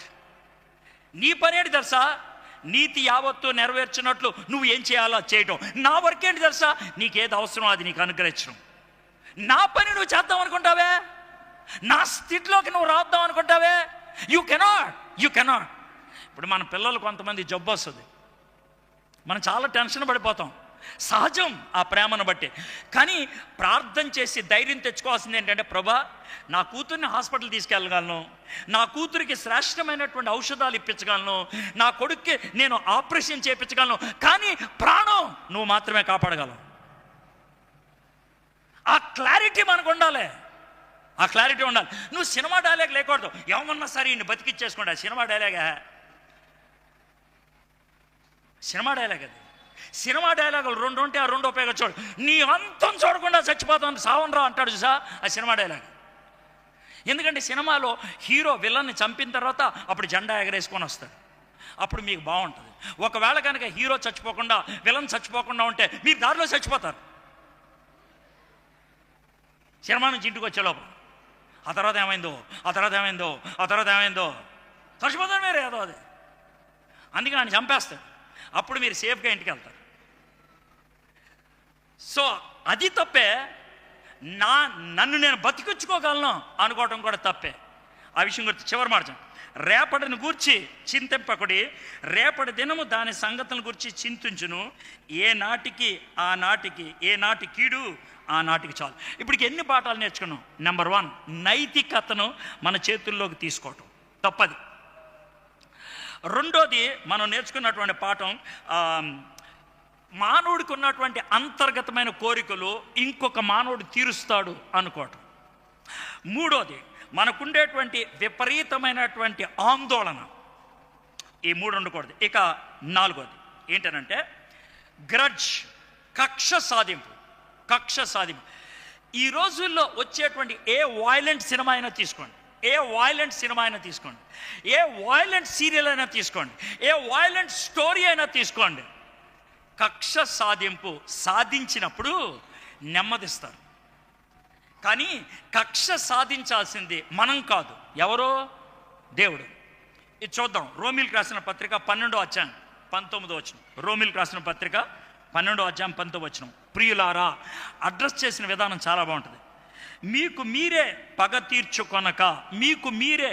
తీర్చుకొనక దేవుని ఉగ్రతకు చోటీయుడే, పగ తీర్చడం నా పని, నేనే ప్రతిఫలమును ఇత్తును అని ప్రభువు చెప్పుచున్నాడు అని రాయబడి ఉన్నది. పగ సాధించేది దేవుడు, అది నువ్వు కాదు. పగ సాధించడానికి నువ్వు నీ చేతుల్లోకి తీసుకుంటే గుర్తుపెట్టుకోండి ఏం జరుగుతుందో తెలుసా? ప్లీజ్ జాగ్రత్త. ఒక వ్యక్తి నాకు దోషం చేశాడు, ఒక వ్యక్తి నాకు నష్టం చేశాడు. ఆ వ్యక్తి మీద బదులా ఏమన్నా సరే కక్ష సాధింపుగా ఆడు నాకెంత నష్టం కలిగించాడో వాడికి నష్టం కలిగించాలని నేను ప్లాన్ వేసుకుంటూ ఉన్నాను. ఆ ప్లాన్ వేసుకునేటువంటి ప్రక్రియలో, ఆ ఆలోచించేటువంటి ప్రక్రియలో వాడికి నష్టం కలగకముందే ఇంకా ఎక్కువ నష్టం నాకు అవుద్ది. అంటావేమో, అది నీ గుండె మీద పనిచేసేటువంటి విధానం, నీ ఆలోచన మీద పనిచేసే విధానం, నీ హృదయం మీద పనిచేసే విధానం. బైబిల్ నుంచి మీకు ఒక ఎగ్జాంపుల్ చెప్తాను చూడండి. ఎలా అంటే ఆదికాండం 4వ అధ్యాయం, ఇవన్నీ ఆదికాండంలో ఉన్నాయి. ఆదికాండం 4వ అధ్యాయం. ఏబేలు కయ్యను ఇద్దరు కూడా బలులు అర్పించారు. అయితే కయ్యనికి అర్థమైపోయింది నా బలి అంగీకరించలేదని. కయ్యనికి ఇంకో వీటికి కూడా అర్థమైపోయింది ఏబేలు గారి బలి అంగీకరించారు. ఈ 2 అయిపోయేటప్పటికి జాగ్రత్త వినండి, కయ్యను ఇంకా మర్డర్ చేయలా. మర్డర్ చేయకముందే దేవుడు కయ్యనుతో మాట్లాడాడు. ఏ బాబు, వద్దురా, మర్డర్ చేయద్దురా, వద్దు ప్లీజ్, వద్దు, చాలా జాగ్రత్త, వద్దు, ఆ పని చెప్పాడు దేవుడు. అయినప్పుడు కూడా మాట వినకుండా వెళ్ళి మర్డర్ చేశాడు ఆయన. సార్ ఇదంతా ఉందా బైబిల్లో అంటే చూడండి, ఆదికాండం 4వ అధ్యాయం 7వ వచనం చదువుతున్నాను. 7వ వచనం. నీవు సత్క్రియ చేసిన ఎడలా తల ఎత్తుకొనవా, సత్క్రియ చేయని ఎడలా వాకిట పాపము పొంచియుండును, నీ ఎడల దానికి వాంఛ కలుగును, నువ్వు దానిని అంటే ఏంటి? చంపాలి అనేటువంటి తలంపు తన గుండెల్లో కొత్తలాడుతుంది. చంపేయాలని అని అంటుంది. ఇంకా చంపలాయన అనుకుంటున్నాడు అంతే. ఎలా చంపాలో కూడా ఇంకా ప్లాన్ అవ్వాలా అనుకుంటున్నాడు. దేవుడు వచ్చేసాడు, నువ్వు వాడితో అది పెట్టుకోవద్దు, పాపం గుమ్మం దగ్గర ఉంది అంటే ఏంటి, జస్ట్ ఒక అడుగు లోనకేస్తే పని అయిపోద్ది. అంటే ఆలోచనని కార్యాచరణలో పెట్టేస్తే అయిపోద్ది. 4 విషయాల్లో దేవుడు కుర్చీలోకి వెళ్ళి మనం కూర్చుంటాం. ఒకటి, నైతికంగా అధికారాన్ని మనం తీసుకుంటాం నైతికంగా. రెండోది, హృదయ అంతర్గత కోరికలు దేవుడు మాత్రమే తీర్చగలిగేదాన్ని మనకి మనం తీర్చుకోవడానికి ప్రయత్నం చేస్తాం. ఇది రెండోది. మూడోది, విపరీతంగా ఆందోళనకు గురవుతాం. నాలుగోది, చట్టాన్ని చేతిలో తీసుకొని కక్ష సాధించాలి అనుకుంటాం. ఈ 4 కారణాలతో మనము దేవుడి కుర్చీలోకి వెళ్తాం. ఇక్కడ కూర్చున్నటువంటి మీలో చాలామంది దేవుడి కుర్చీలో ఉన్నారు. దేవుడి కుర్చీలో ఉన్నారు. నిన్ను ఇబ్బంది పెట్టిన వాళ్ళు ఉన్నారు, నిన్ను కష్టపెట్టిన వాళ్ళు ఉన్నారు, నిన్ను శ్రమ పెట్టిన వాళ్ళు ఉన్నారు. మీరు వాళ్ళని చంపాలనుకోరు, మీరు చంపాలనుకోరు. వాడికి శాస్తి రావాలి, దానికి నష్టం కలగాలి, దానికి దెబ్బ తగలాలి, దానికి తెలియాలి, దానికి ఒక ఆత్మీయమైనటువంటి లుక్ ఇస్తారు. ఎలా అంటే, వాళ్ళు కూడా తప్పు తెలుసుకోవాలి కదండి, వాళ్ళు కూడా అది నీ తలనొప్పి కాదా, అది దేవుడి తలనొప్పే. నీ తలనొప్పే నువ్వు భరించలేకపోతావు, నీ బతికే నువ్వు భరించలేకపోతావు. ఆడి గురించి నీకెందుకు టెన్షను, దాని గురించి నీకెందుకు టెన్షను. దేవుడి స్థానంలోకి మనం వెళ్ళిపోతాం. మనం అనవసరమైనటువంటి వాగ్దానాలు ఇచ్చేస్తాం. నేను చూసుకుంటాను రా, నేను చూసుకుంటాను రా. ఆ మాట ఏ మాటను బట్టి అన్నాం, చూసుకుంటానని కొద్దిసేపులో గుండాయి చస్తే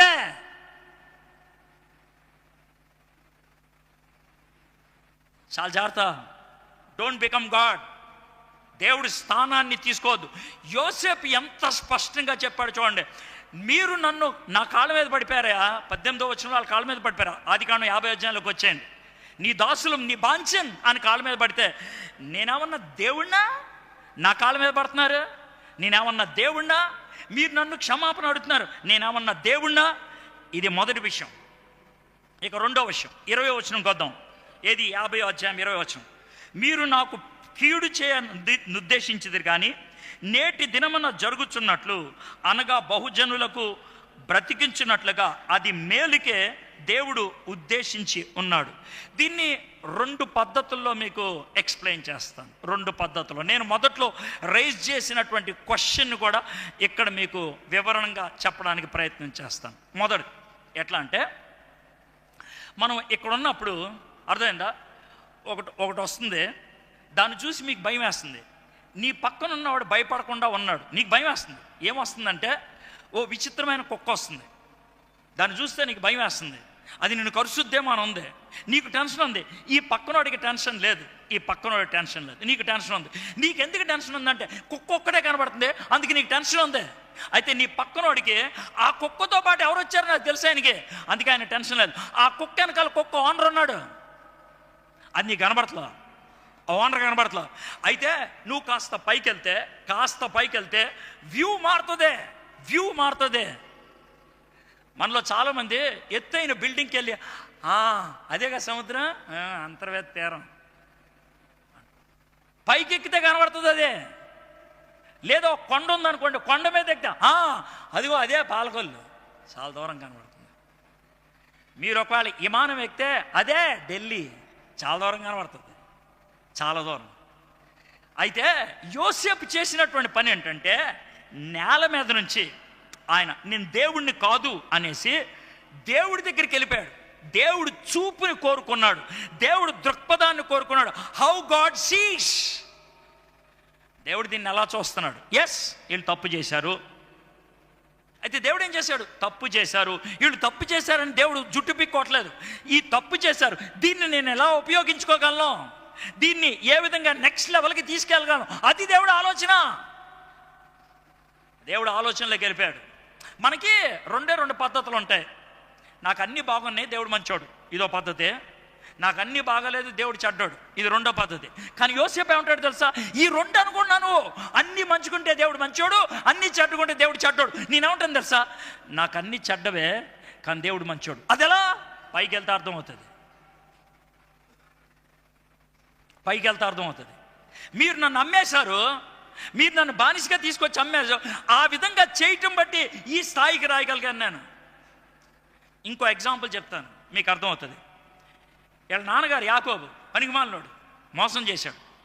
అన్నను మోసం చేశాడు, నాన్న మోసం చేశాడు. అమ్మ మాటలు వినేసి ఆయన దరిద్రమైన పనులని చేశాడు. పారిపోయాడు. ఆ పాపానికి ఎవరు బాధ్యుడు? యాకోబే. అయితే ఆ విధంగా పారిపోతున్నటువంటి యాకోబుని దేవుడు పట్టుకున్నాడు. ఆ యాకోబుని ఆ విధంగా పారిపోవటం బట్టి, జాగ్రత్త వినండి, కొంచెం రొమాంటిక్గా ఉంటుంది. ఆ విధంగా పారిపోవటం బట్టి ఆయనకు ఒక ఆమె దొరికింది. ఎవరావిడే? రేచల్, తన డార్లింగ్ దొరికింది. ఎందుకనంటే పారిపోయాడు కాబట్టి. అందుకని పారిపోవటం కరెక్టా? కాదు, అది చెడ్డదే. కానీ దేవుడు ఆ విధంగా దాన్ని పైకి తీసుకెళ్ళి వాడుకోవడానికి ఇష్టపడ్డాడు. దీన్ని బేస్ చేసుకొని ఒక వచనాన్ని చదివి వినిపిస్తాను. రోమీయులకు రాసిన పత్రిక 8వ అధ్యాయం 28వ వచనం. దేవుని ప్రేమించు వారికి ఇది బాగా కండిషన్. నువ్వు దేవుని ప్రేమించబడేది నీకు వర్తించదో.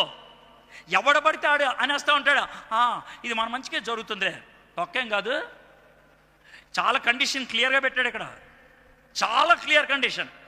దేవుణ్ణి ప్రేమించు వారికి అనగా ఆయన సంకల్పము చొప్పున పిలువబడిన వారికి 2 కండిషన్స్. ఆయన సంకల్పం చొప్పున పిలువబడిన వారికి మేలు కలుగుటకై సమస్తమును సమకూడి జరుగుచున్నవని ఎరుగు.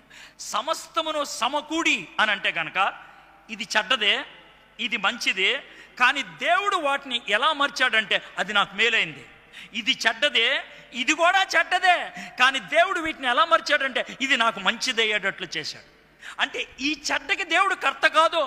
ఈ చెడ్డ మనం చేసాం, ఆ చెడ్డని దేవుడు వాడుకున్నాడు. ఆయన బ్యూటిఫుల్, చాలా అద్భుతం. దేవుడి ప్లాన్స్ అలాగుంటాయి. అర్థమైందా? దీన్ని నేను వర్ణించడానికి పోయినసారి వచ్చినప్పుడు చెప్పినట్లన్నా మళ్ళీ చెప్తాను. మనకి ఉప్పు ఉంటుంది కదా, ఉప్పు పెరుగులో వేసుకుంటాం, కూరలో వేసుకుంటాం ఉప్పు. అయితే ఆ ఉప్పు ఏదైతే ఉందో ప్రాణదాత. అది ఉప్పు ప్రాణదాత. ఎలాంటి ఉప్పు ప్రాణదాత?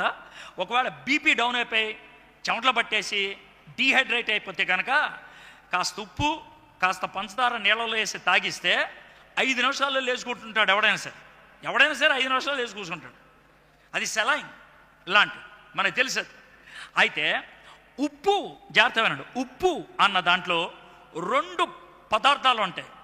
ఒక పదార్థం పేరు సోడియం, ఇంకో పదార్థం పేరు క్లోరిన్.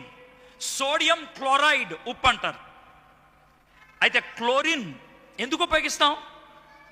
నేలల్లో క్రిములు కీటకాలని చంపాలంటే ఏం వాడతాం? క్లోరిన్ వాడతాం. క్లోరిన్ చంపేది. సోడియం ఎందుకు వాడతాం? మెడికల్ స్టోర్స్కి వెళ్ళి గజ్జికి, కురుపులకి, దెబ్బలకి ఏ ఆయింట్మెంట్ అని అడగండి, దాంట్లో సోడియం ఉంటుంది. Sodium sulphate. సోడియం పురుగులను చంపేది మన శరీరం మీద, క్లోరిన్ పురుగులను చంపుద్ది నేలల్లో. ఈ 2 చంపేవే.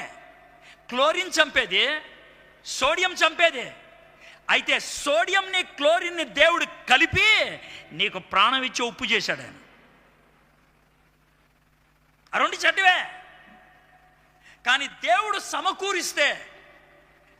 సమకూరిస్తే అది దేవుడు మంచిగా మారుస్తాడు అని చెప్తున్నాడు. కాబట్టి ఇది 2వది.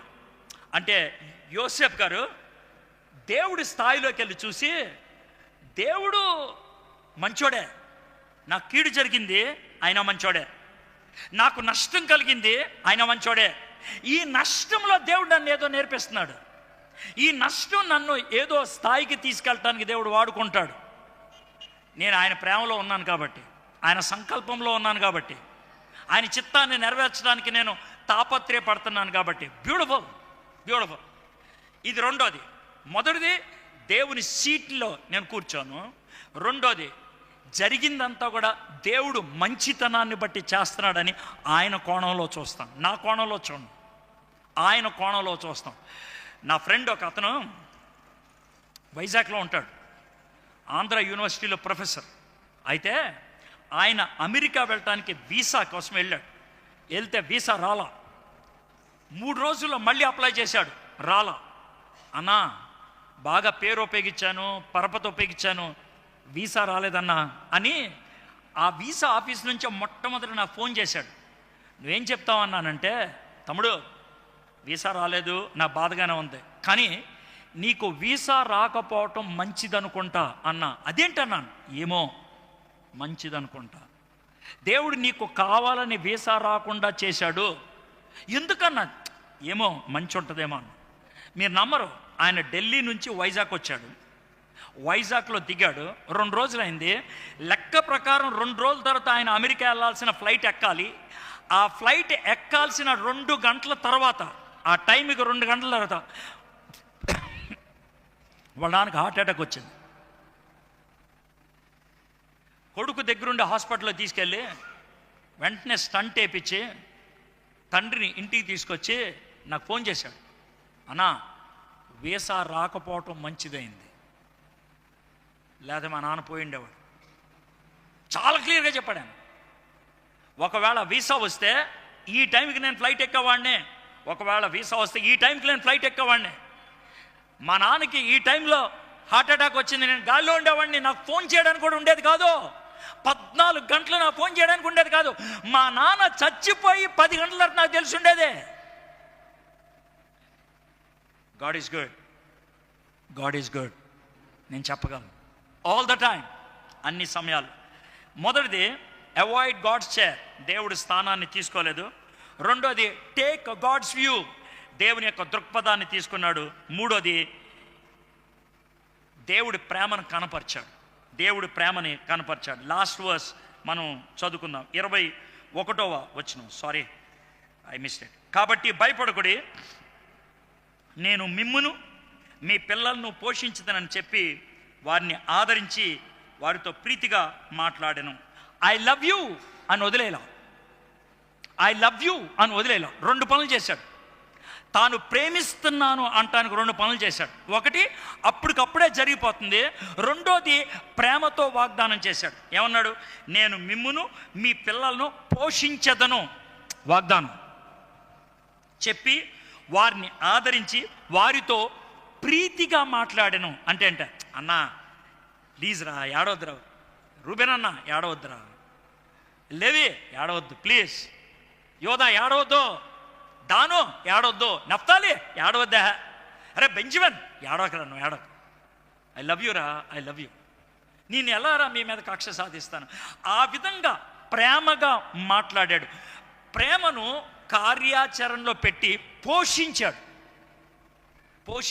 అన్నల కొడుకులందరినీ పోషించాడు, అన్నల కూతుర్లందరినీ పోషించాడు, అన్నల భార్యలందరినీ పోషించాడు. ఒక్క యోసేపు 12 కుటుంబాలని పోషించాడు. 70 మంది వాళ్ళప్పుడు 70 పీపుల్ ఆయన పోషించాడు. దేవుని స్థానాన్ని ఆయన తీసుకున్నాడు. మనం ఏమనుకుంటాం తెలుసా? కీడుకి ప్రతి కీడు ఈ లోకం చూపించే ధర్మం, కీడుకి మౌనం, నేను చాలా గొప్పవాడిని. కానీ దేవుడు చెప్తుందని తెలుసా? కీడుకి ప్రేమ చూపించు, కీడుకి ప్రతిగా మేలు చేయి. అన్నోళ్ళు అమ్మేశారు, తమ్ముడు ఆదరించాడు. అన్నోళ్ళు అమ్మేశారు, తమ్ముడు ఆదరించాడు. ఆదరణ, దేవుడి స్థానాన్ని తీసుకోవటం. నువ్వు దేవుడిని చీకొట్టావు, కానీ దేవుడు నీ కోసం ప్రాణం పెట్టాడు. దేవుడిని బాధ పెట్టావు, కానీ దేవుడు నిన్ను ఆదరిస్తున్నాడు. ఆ దేవుని ఆదరణ పొందిన వాళ్ళు, ఆ దేవుని ప్రేమను పొందిన వాళ్ళు, ఆ దేవుని ప్రేమ ఆదరణ ఇతరులకు అందించడానికి ఇష్టపడుతూ ఉంటారు. ఇతరులకి మీకు 2 ఉదాహరణలు చెప్తాను, మీకు బాగా అర్థమవుతుంది. ఒకటి, బెట్సీ కారీ, వాళ్ళిద్దరు అక్క చెల్లెళ్ళు. బెట్సీ అక్క, కారీ చెల్లి, వాళ్ళిద్దరు అక్క చెల్లెళ్ళు. కారీ మొన్న ఈ మధ్యన చనిపోయింది ముసల్తగా. ఇది జరిగింది 1947 సంవత్సరం. 1947 సంవత్సరం జరిగింది జర్మనీ దేశంలో మ్యూనిచ్ అనే ప్రాంతంలో జరిగింది. మే 24వ తారీఖున, తారీఖుతో సహా చెప్తున్నాను నేను, మ్యూనిచ్ అనే ప్రాంతం. దానికి ముందు జరిగినటువంటి విషయం, మే 24, 1947 సంవత్సరానికి ముందు జరిగిన విషయం. బెట్సీ కారీ అనేటువంటి ఈ 2 అమ్మాయిలు, యవ్వన అమ్మాయిలు, 20 years ఏజ్లో ఉండేటువంటి అమ్మాయిలు. హిట్లర్ ఆ టైంలో చాలామంది యూదుల్ని చంపేస్తున్నాడు. 60 లక్షల మందిని చంపేశాడు ఆయన. 60 లక్షల మంది, 6 million, 60 లక్షల మందిని చంపేశాడు. కాబట్టి వీళ్ళు యూదులు ఒక 36 మంది కనబడితే వాళ్ళ ఇంట్లో దాచిపెట్టారు. హిట్లర్కి సంబంధించినటువంటి పోలీసులు వచ్చి ఇల్లు సోదా చేస్తే 36 మంది యూదులు కనబడ్డారు. ఈ 2 అమ్మాయిల్ని తీసుకెళ్ళి జైల్లో పడేశారు. 2 అమ్మాయిలు.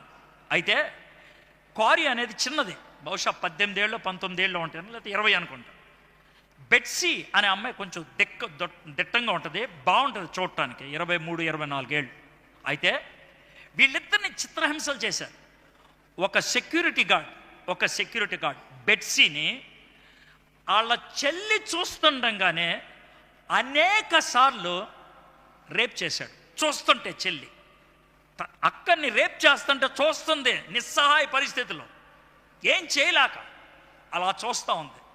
పలుమార్లు చేశాడు ఆ అమ్మాయిని రేప్. ఎన్నిసార్లు రేప్ చేశాడు అని అంటానికి ఆ అమ్మాయి శారీరకంగా బలహీనమైపోయి మానసికంగా కృంగిపోయి చచ్చిపోయింది. బెట్సీ చచ్చిపోయింది. కారీ జైల్లోనే ఉంది కొంతకాలం. ఆ తర్వాత హిట్లర్ చచ్చిపోయాడు, కారీ బయటకు వచ్చేసింది. ముందు చాలా నిరాశలో ఉండేది. ఆమెను ఎవరో దగ్గరికి తీసుకొని కారీకి సువార్త చెప్పారు. యేసు ప్రభుని సొంత రక్షకుడిగా అంగీకరించింది. చిన్న వయసులోనే, చాలా చిన్న వయసులోనే కారీ వాక్యం బోధించేది. 1947 సంవత్సరం మే 24వ తారీఖున మ్యూనిచ్, జర్మనీ దేశంలో ఒక పట్టణంలో ఆమె వాక్యం బోధిస్తూ దేవుని ప్రేమ గురించి చెప్తా ఉంది. దేవుని ప్రేమ గొప్పదని చెప్తా ఉంది. ఆ ప్రేమ కావాల్సిన వాళ్ళు ముందుకు రండి అన్నది. చాలామంది వస్తూ ఉన్నారు ముందుకి. అయితే ఒక అతను ఈ పక్క నుంచి నడుచుకుంటూ వస్తున్నాడు. స్టేజ్ మీద నుంచి అతని మీద లైట్ పడంగానే చూసింది. ఒక్కసారిగా గుండంతా జారిపోయినట్లు అనిపించింది, నీరు కారినట్లు అనిపించింది.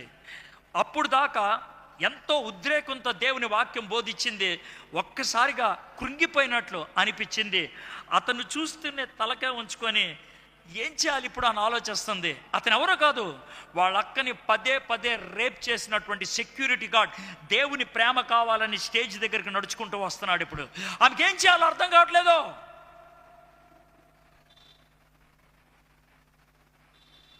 దగ్గరికి వచ్చండు స్టేజ్ దగ్గరికి. ఈ స్టేజ్ దగ్గరికి వస్తే ఆ పక్కన ఉంది, ప్రభా వాడి దగ్గరికి నేనేం చేయాలి ప్రభా, వాడిని ఏం చేయాలి నేను అని అంటే, వాడిని నేను క్షమించాను కాబట్టి ఇక్కడికి వచ్చాడు. యేసుప్రభు అన్న మాట అంట హృదయంలో, వాడిని నేను క్షమించాను కాబట్టి ఇక్కడికి వచ్చాడు, లేకపోతే అక్కడే ఉండేవాడాడు.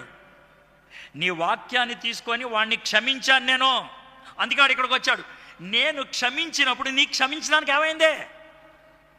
నేను స్వీకరించినప్పుడు నీకు స్వీకరించడానికి ఏమైందే చెప్పు అని అంటే, ఆమె నెమ్మదిగా అతని దగ్గరికి వెళ్ళి ఆమె మాటలు, ఆ టైంలో ఆవిడికి ఏం జరిగిందో రాస్తూ ఆవిడ రాసిన మాటలు చదువుతుంటే గగ్గురుపాటు కలిగిస్తుంది. ఎంటుకలు నిక్కబడుచుకుంటాయి.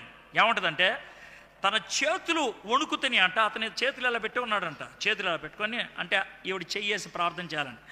ఆవిడ వణుకుతూ అతని చేయి ఇలా తాకంగానే అతనిలోంచి ఈమెలోకి కరెంటు షాక్ వచ్చిందంట. ఆవిడ చెప్పిన మాట, అతనిలోంచి నాకు కరెంటు షాక్ వచ్చింది. నాలోంచి అతనికి వెళ్ళటం కాదు, అతనిలోంచి నాకు వచ్చింది. నాలోంచి అతనికి వెళ్తే నాకు తెలిసి ఉండేది కాదు, అతనిలోంచి నాకు వచ్చింది. ఆ రోజు కారీ, అసలు పేరు కారీ టెన్ బూమ్, ఆమె చెప్పేటువంటి మాట ఏంటి తెలుసా?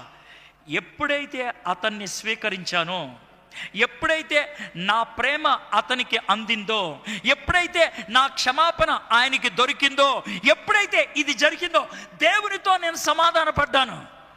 అదే కదా మనం చేసే ప్రార్థన. మేము మా రుణస్థులను క్షమించినట్లు నువ్వు మా రుణములను. మీరు ఆ ప్రార్థన చేసి మీకు ఇబ్బంది కలిగించిన వాళ్ళ మీద పళ్ళు కొరుకుతూ ఉంటే ఆ ప్రార్థనకు అర్థం ఏంటి? What is the meaning of that prayer? ఎందుకని ప్రార్థనలో ఆ అనుభూతి పొందలేకపోతున్నారు? ఎందుకని క్షమాపణ మీ జీవితంలో అనుభవించలేకపోతున్నారు? మీరు చేసిన ప్రార్థనే మీ జీవితంలో చేయట్లేదు. మీరు మా రుణస్థులను మేము క్షమించినట్లు నువ్వు మా రుణములను క్షమించు ప్రభువా. ఎంత స్పష్టంగా ఉందో. కారిటన్ భూమి అనుభవపూర్వకంగా చెప్తుంది, ఎస్, ఎప్పుడైతే అది చేశానో అది నేను అనుభవించాలని. రెండో సన్నివేశం మీకు చెప్తాను. జనవరి 8వ తారీఖు, మొన్న జనవరి 8వ తారీఖు 57 సంవత్సరాల క్రితం జరిగినటువంటి 65 సంవత్సరాల క్రితం జరిగింది. క్రీస్తు శకం 1957లో జరిగింది. ఇప్పుడు ఇది 2024.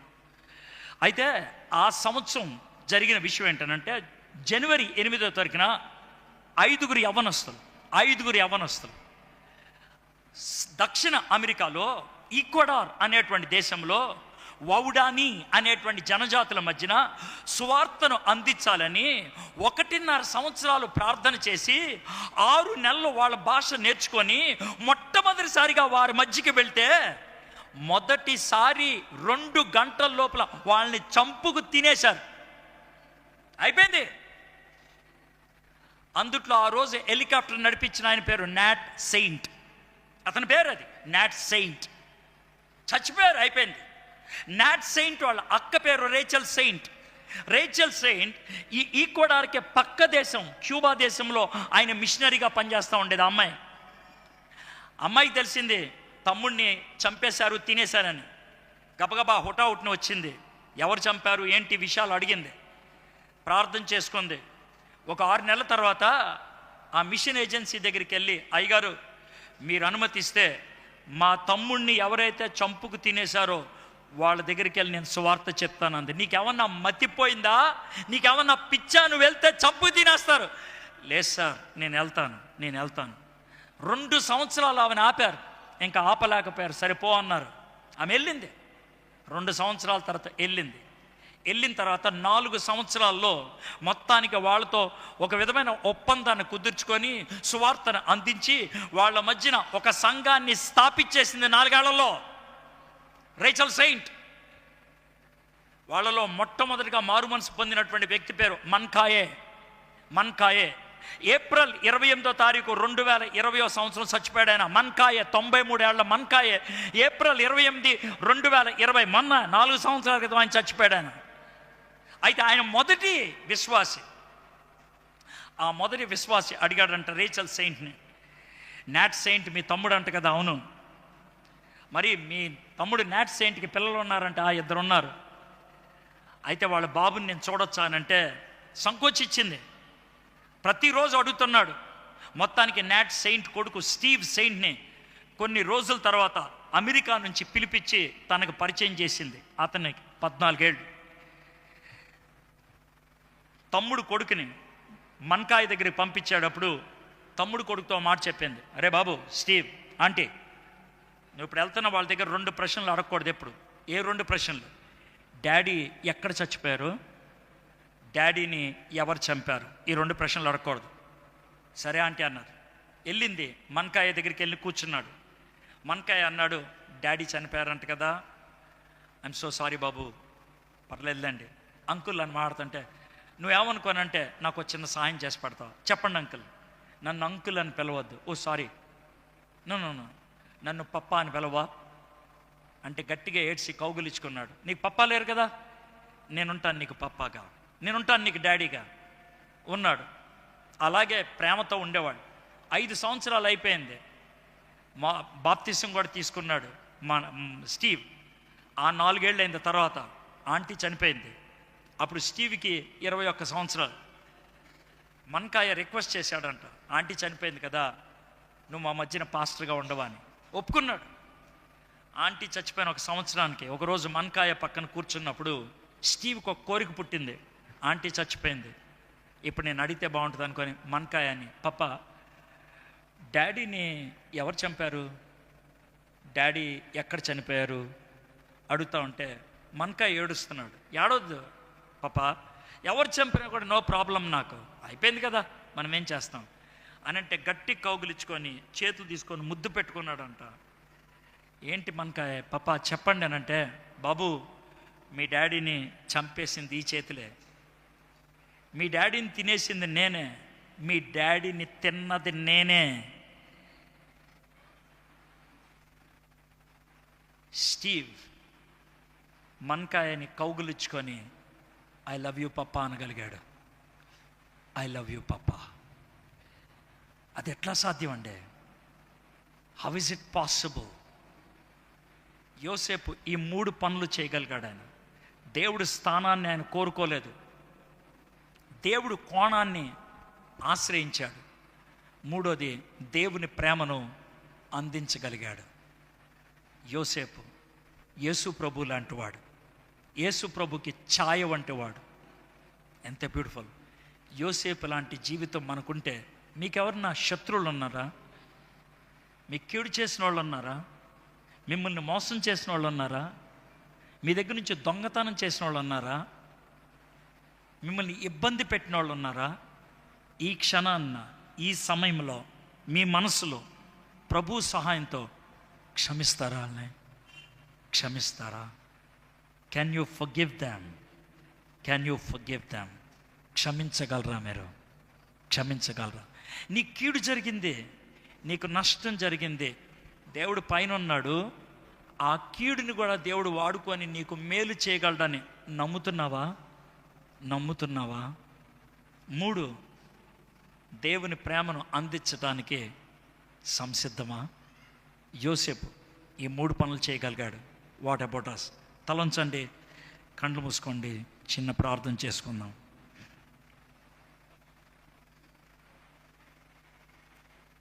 ఒక 2 నిమిషాలు మన జీవితాన్ని పరిశీలన చేసుకుందాం. ఈ టైంలో ఎవరు లేవద్దు. I want everybody to think very seriously. చట్టాన్ని చేతిలో తీసుకొని కక్ష సాధిద్దాం అనుకున్నావా? దేవుడు మాత్రమే ఇవ్వగలిగే తృప్తిని ఈ లోకరీత్యా నువ్వు పొందడానికి ప్రయత్నం చేస్తున్నావా? చింత మొత్తం నీ నెత్తి మీద పెట్టుకొని ఇబ్బందుల పాలై సతమతమవుతున్నావా? నా అంతట నేనే నిర్ణయాలు తీసుకుంటామని దేవుణ్ణి పక్కకు పెట్టేశావా? ఈ 4 ఏ పనైనా నువ్వు చేస్తున్నట్లయితే దేవుడి స్థానాన్ని నువ్వు తీసుకున్నట్లే. ప్రభువా, నన్ను క్షమించు. I have taken your seat, I have taken your chair, forgive me. నన్ను క్షమించు ప్రభువా, నన్ను క్షమించు. నీ అధికారం కిందకి నేను రావడానికి ఇష్టపడుతున్నాను ప్రభువా. నాకు కష్టం కలిగింది, బాధ కలిగింది, ఇబ్బంది కలిగింది, కరెక్టే అది. కానీ వీటన్నిటికి పైన ఉన్నావు నువ్వు, సార్వభౌమ దేవుడివే. దీన్ని కూడా నా మేలుకి మార్చగలవు ప్రభువా. ఐ బిలీవ్ యూ ప్రభువా. మూడోది, నీ ప్రేమను నేను అనుభవించాలి, నీ ప్రేమను నేను అందించాలి ప్రభువా.